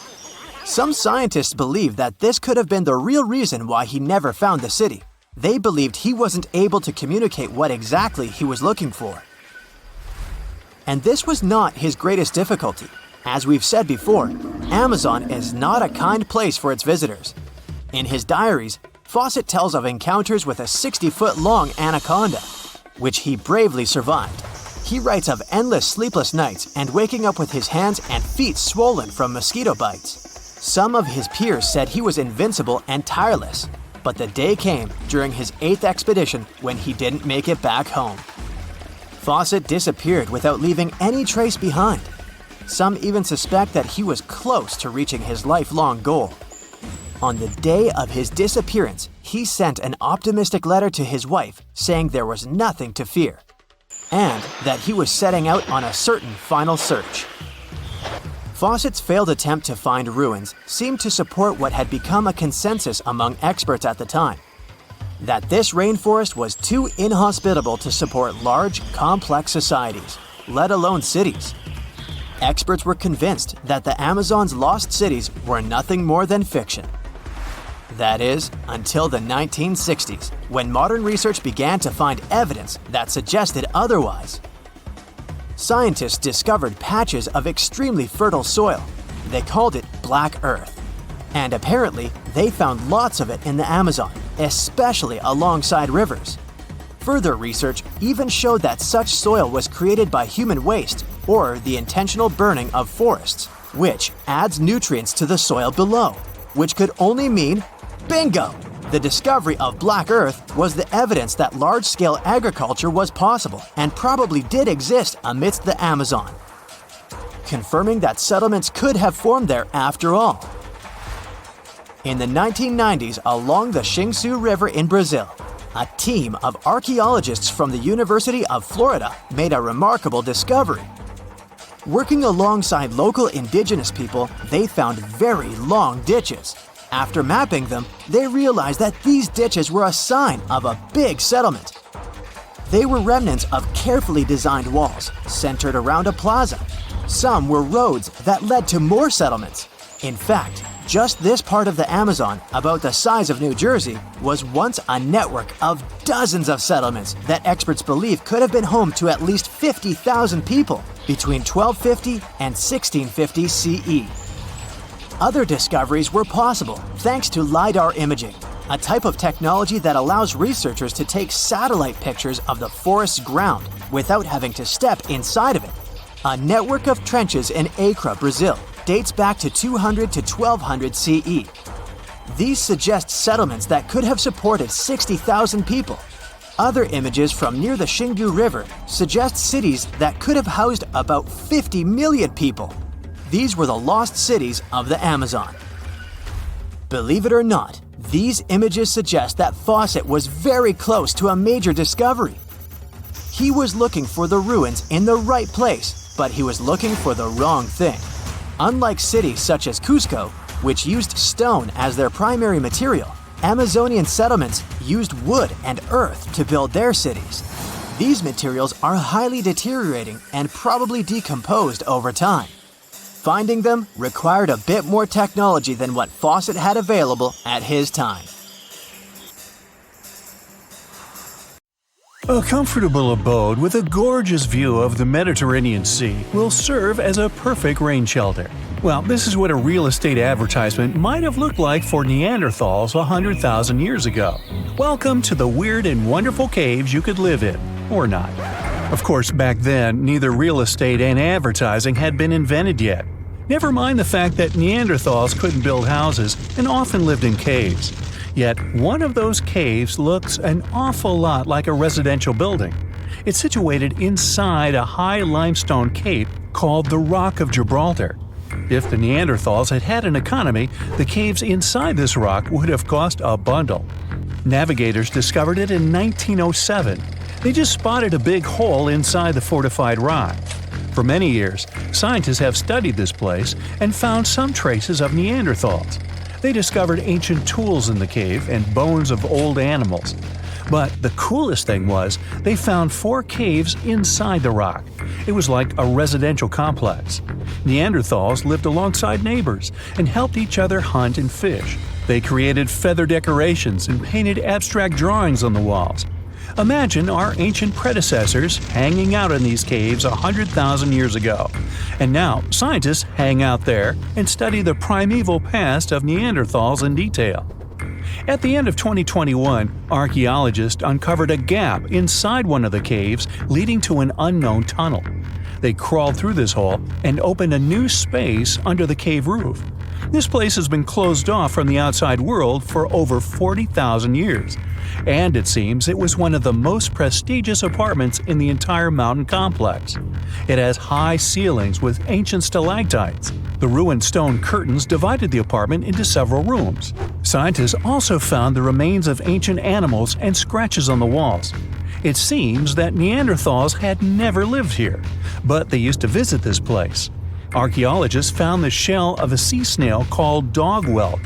One of the Neanderthals brought it here for some reason, but the primary owners of this place were hyenas. These caves show that Neanderthals were closer to humans than to monkeys. They had a way of life and even some customs. There's still a lot of work ahead, and scientists hope to find new rooms inside this rock. Meanwhile, in 2003, archaeologists discovered another early dwelling on the Isle of Flores in Indonesia. Among the green jungle, they found a cave with ancient tools. At first, everyone thought the human ancestors lived here, but then scientists discovered an unusual skeleton of an adult. A thorough analysis showed the skeleton belonged to a 30-year-old woman, 3.5 feet tall, just above the waist of an average adult. The woman's weight was equal to the weight of an adult shepherd. The skeleton didn't belong to Neanderthals or Australopithecines. It was a new unknown species, which scientists called Homo floresiensis, or simply the Hobbit. Also, there were remains of unusual ancient animals in the cave. It was an elephant the size of a cow, some large storks, and giant rats. Archaeologists have found out that hobbits were not the owners of this place. The main inhabitants were the rats the size of a cat. Maybe they were fighting the hobbits. Some analysis shows that Homo floresiensis wasn't our direct ancestor. They were in a separate branch of evolution. The hobbit skeleton looks more like that of a monkey than of modern humans. In 2009, in the dense jungle of Vietnam, archaeologists discovered Son Don, the largest cave in the world. If you go inside the cave and shout, you'll hear your echo a long time. In some places, the height of this cave reaches half the height of the Empire State Building, and the total area is larger than one central block of New York. Son Don is one of the 3 caves in the Vietnamese jungle. Many intricate mazes connect these caves. Inside, you can find unique plants and trees that live separately from the outside world. It's a real underground jungle. In some places, you can find collapsed ceilings that let the sunlight in. Besides unusual trees and plants, ancient stalactites hang there. Some limestone deposits are more than 450 million years old. They were here even before dinosaurs appeared. There are also many rivers in the cave. Rainwater coming down from holes in the ceiling has formed them. Fast streams resemble slides in a water park. They lead to unknown underground labyrinths. Scientists have studied only a small part of all these caves. The next unusual cave is in New Zealand. Hundreds of thousands of fireflies live inside. Each of them glows with a blue light. Together, they light up the cave. It may seem to you that you're on another planet, but you can't stay there for a long time. Special air measuring devices are everywhere. Scientists monitor the level of carbon dioxide necessary for the normal existence of fireflies. These insects are sensitive to the environment. If there are many people in the cave, or they stay there too long, the park staff will ask them to leave the place.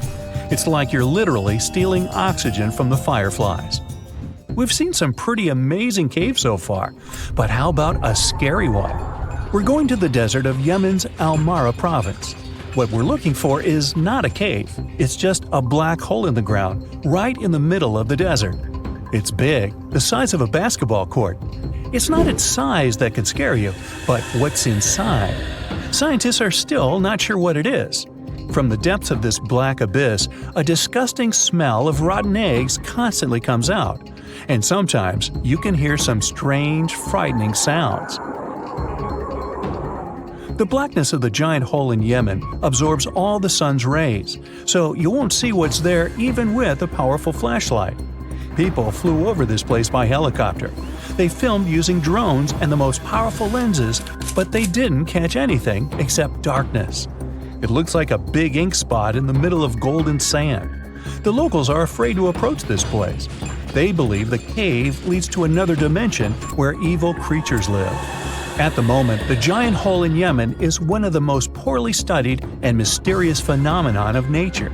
How did it appear? How old is it? Where does it lead? Scientists are trying to find the answers to these questions. There are theories that the hole appeared because of construction work.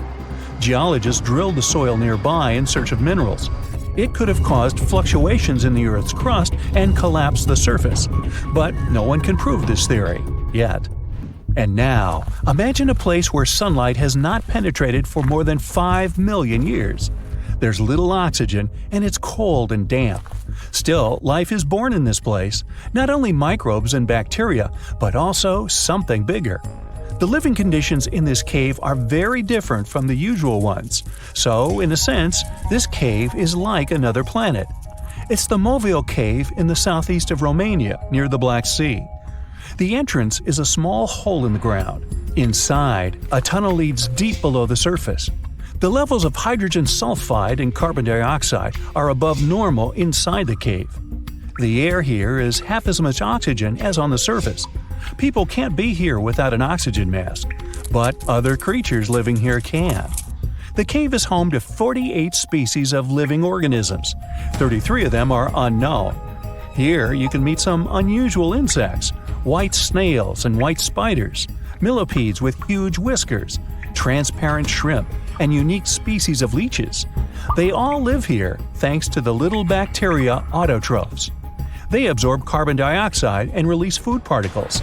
Bacteria feed on it. Other larger organisms feed on these bacteria, and some bigger organisms eat those little ones. In the end, everyone gets food. In this cave, evolution has created a biological system separate from the rest of the world. It's the first day of your long-awaited trip to the Amazon forest. You flew all the way to South America. More specifically, you landed in the city of Manaus. It's the heart of the Brazilian Amazon. So far, you've traveled by air, car, and now water. You are on a tiny boat, moving through the dark waters of the Amazon River. Yes, the river is also called the Amazon. And just FYI, it's the second longest river in the world. It loses only to the Nile River in Egypt. The Amazon sprawls for an impressive 2,700 square miles, beginning in Peru and ending only when it meets the Atlantic Ocean off the coast of Brazil. To get a closer look at the forest, you decide to start by exploring it by boat. First up, you watch some piranha fishing. You can even try to catch one yourself if you like. As you may know, piranhas are carnivorous fish that inhabit the Amazon River, so it might not be your best option to go swimming in these waters. One of the most emblematic species of alligators present in the Amazon River basin is the broad-snouted caiman. It looks pretty much like a regular alligator, except for the fact that it has a yellow chin. Your guide leaves the boat and searches the water to show you a caiman up close. He also tells you of another legendary creature that lives in the dark waters of the river, the pink dolphin. Lucky you get to witness a family of pink dolphins showing their fins near your boat. They look magical from the place where you're sitting. You've probably never known dolphins can be pink, huh? After a few mesmerizing moments, you discover that the dolphin's pink color is nothing but an illusion. The animals are originally pinkish-gray, but due to the brown colors of the Amazon River, they look vivid pink when you stare at them from above. Your guide tells you that the pink dolphin is a central character of Brazilian folklore. Locals believe that the pink dolphins can turn into humans and wander off into towns at night. You get off your boat near one of the entrances to the forest. Now you're going to continue your trip on foot. Your guide says that you are venturing into very dangerous terrain. The Amazon is home to some of the creepiest species of wildlife on the globe. But don't worry, we'll get to see a lot of them today. You've come prepared, of course. Bug spray, a raincoat, and your sharp eyes. Inside the jungle, you need to be alert at all times. You may have heard legends of the anaconda, a snake that can swallow animals as big as a cow in one go. Sorry to break it to you, but those are not just legends. Reptiles like these do actually exist. They live deep in the jungle. Is it right there, moving between the trees? Is it a spider? The so-called Goliath bird-eater is a monster spider. Its legs can grow up to a foot in length, and the spider itself can weigh around 6 ounces. It's also known as the king of tarantulas. You shouldn't get too close, of course. It's not venomous to humans, but its bite can surely sting. As its name suggests, the Goliath bird-eater can even eat birds, as long as they are smaller than it is. Up next, you run into another species of spider that draws your attention. This one is so tiny that you almost don't see it. It's known by the popular name of the decoy spider. You see one of its creations, a gigantic spider built by the tiny cyclical spider in order to scare off large predators. This is as amazing as it is creepy. A spider that uses the remains of other insects and dry leaves to create the image of a large spider on its web. If it fools predators, perfect! But to us humans, this work of art looks almost endearing. Who knew there were artists in the arachnid world? Near a small lake, you witness a unique scene. A large snake is slowly slithering its way toward a lizard that is resting on a rock. The lizard seems obvious to the presence of the dangerous reptile, but right as the snake is preparing to attack, the lizard flies the scene in its iconic way. The so-called basilisk lizard is famous for its ability to walk on water, or rather run across the water. This isn't an illusion, just a matter of balancing. The small lizard moves its legs on top of the water very fast, while its long tail serves as a counterweight. I wish I could do that. If you've ever wondered what a frog looks like on the inside, you've come to the right place.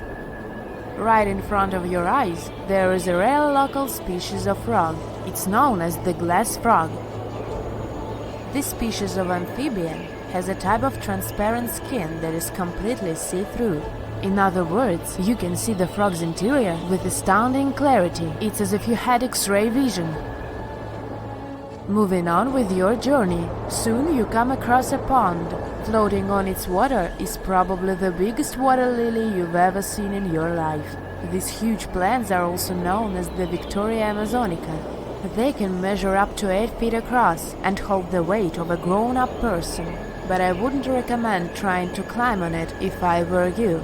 Just cause, it's the Amazon forest we're talking about.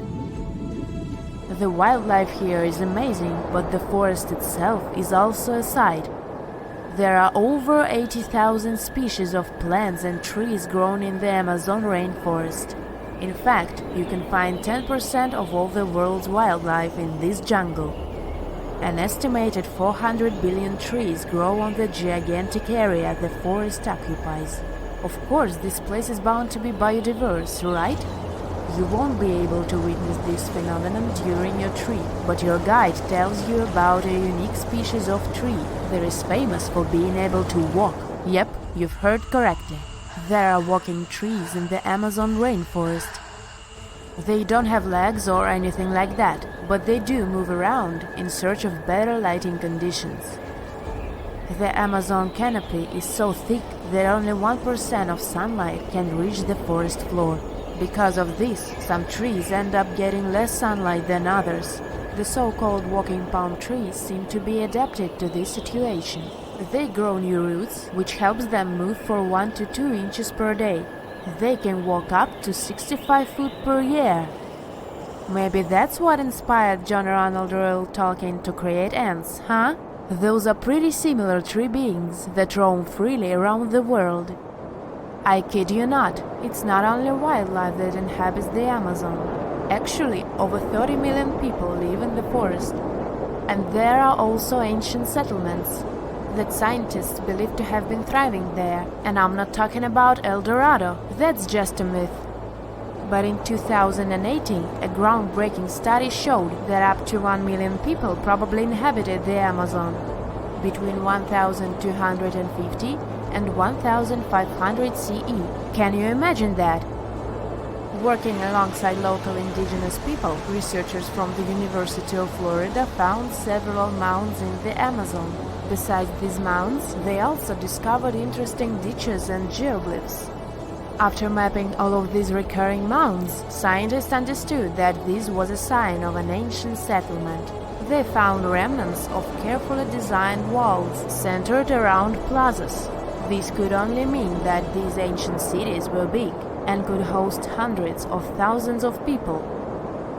These findings brought back the idea that the Amazon could have been home to thriving civilizations way before the Europeans arrived there. But rather than cities drenched in gold, they were simply well-developed agricultural societies. Now, have you ever seen cricket balls that are 3 billion years old? Klerksdorp spheres were found in deposits of the mineral pyrophyllite in South Africa and rock the science world. They do look like tiny ancient cricket balls with seams-like lines around the middle.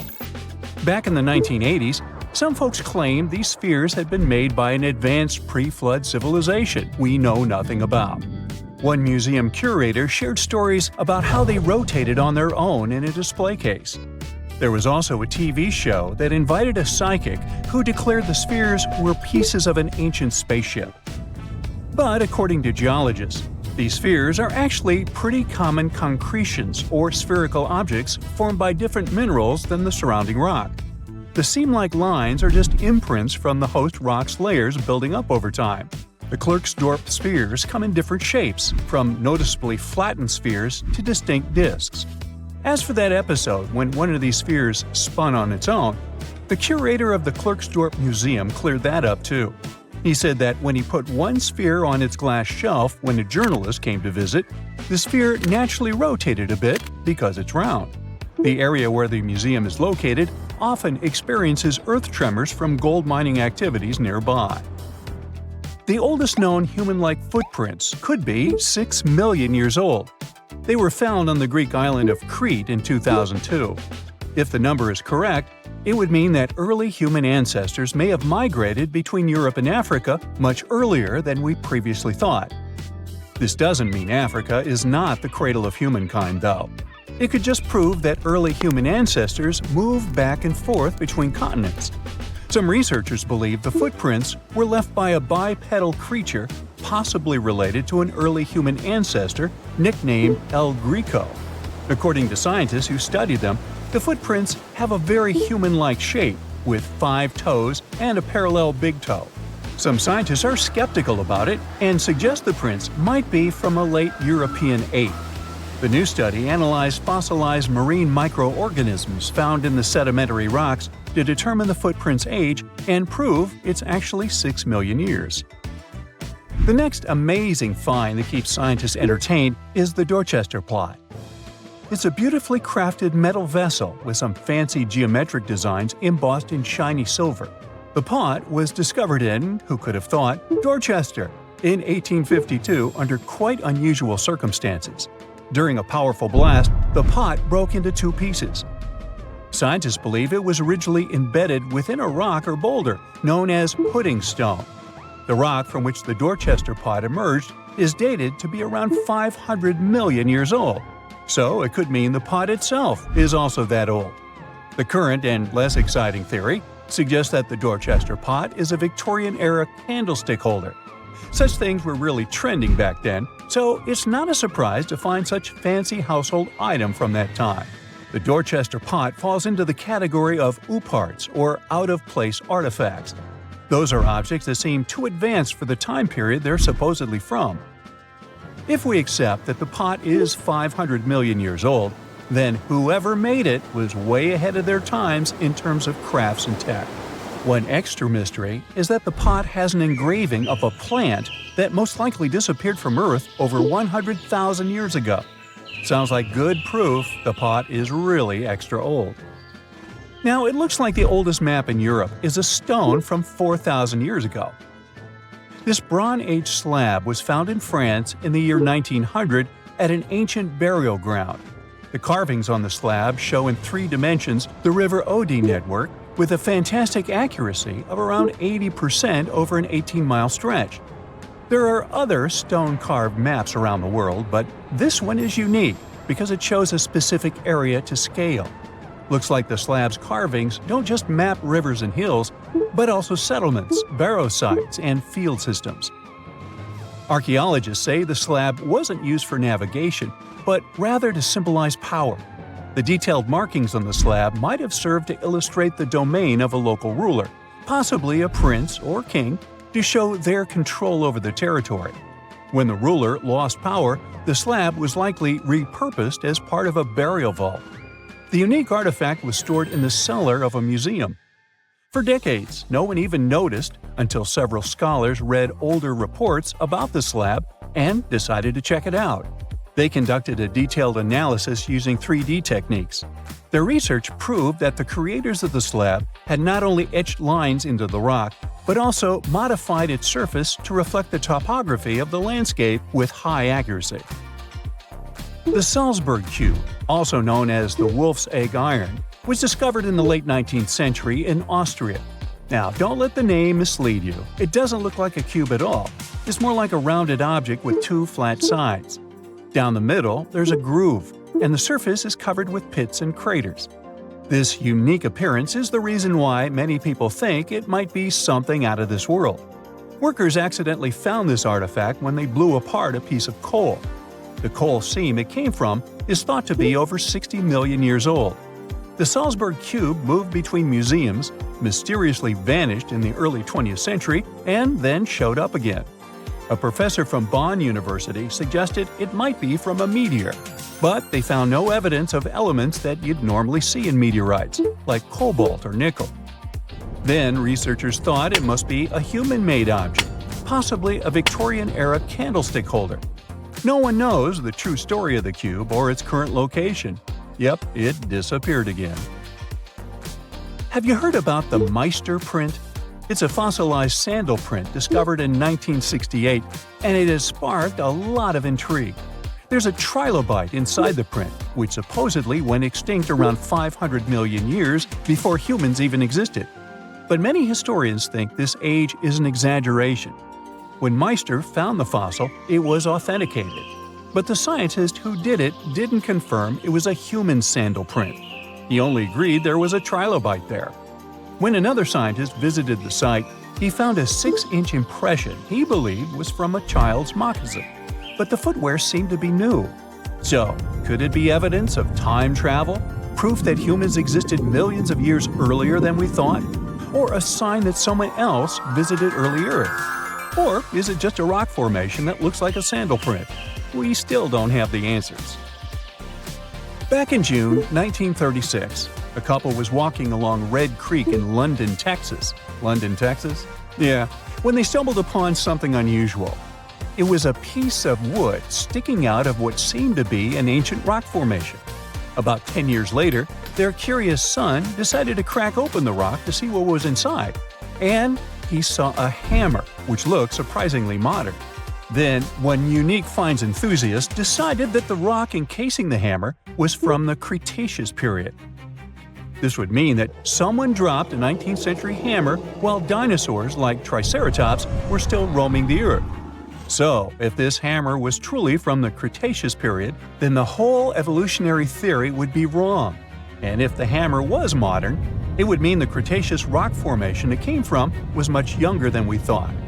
But the real answer was much simpler. The hammer was indeed modern, and geological processes had encased it in rock. Minerals can harden around an object in a relatively short time. So the hammer was probably dropped by a miner a century or so ago, and the rock formed around it afterwards. And no, it wasn't a Victorian-era candlestick holder either.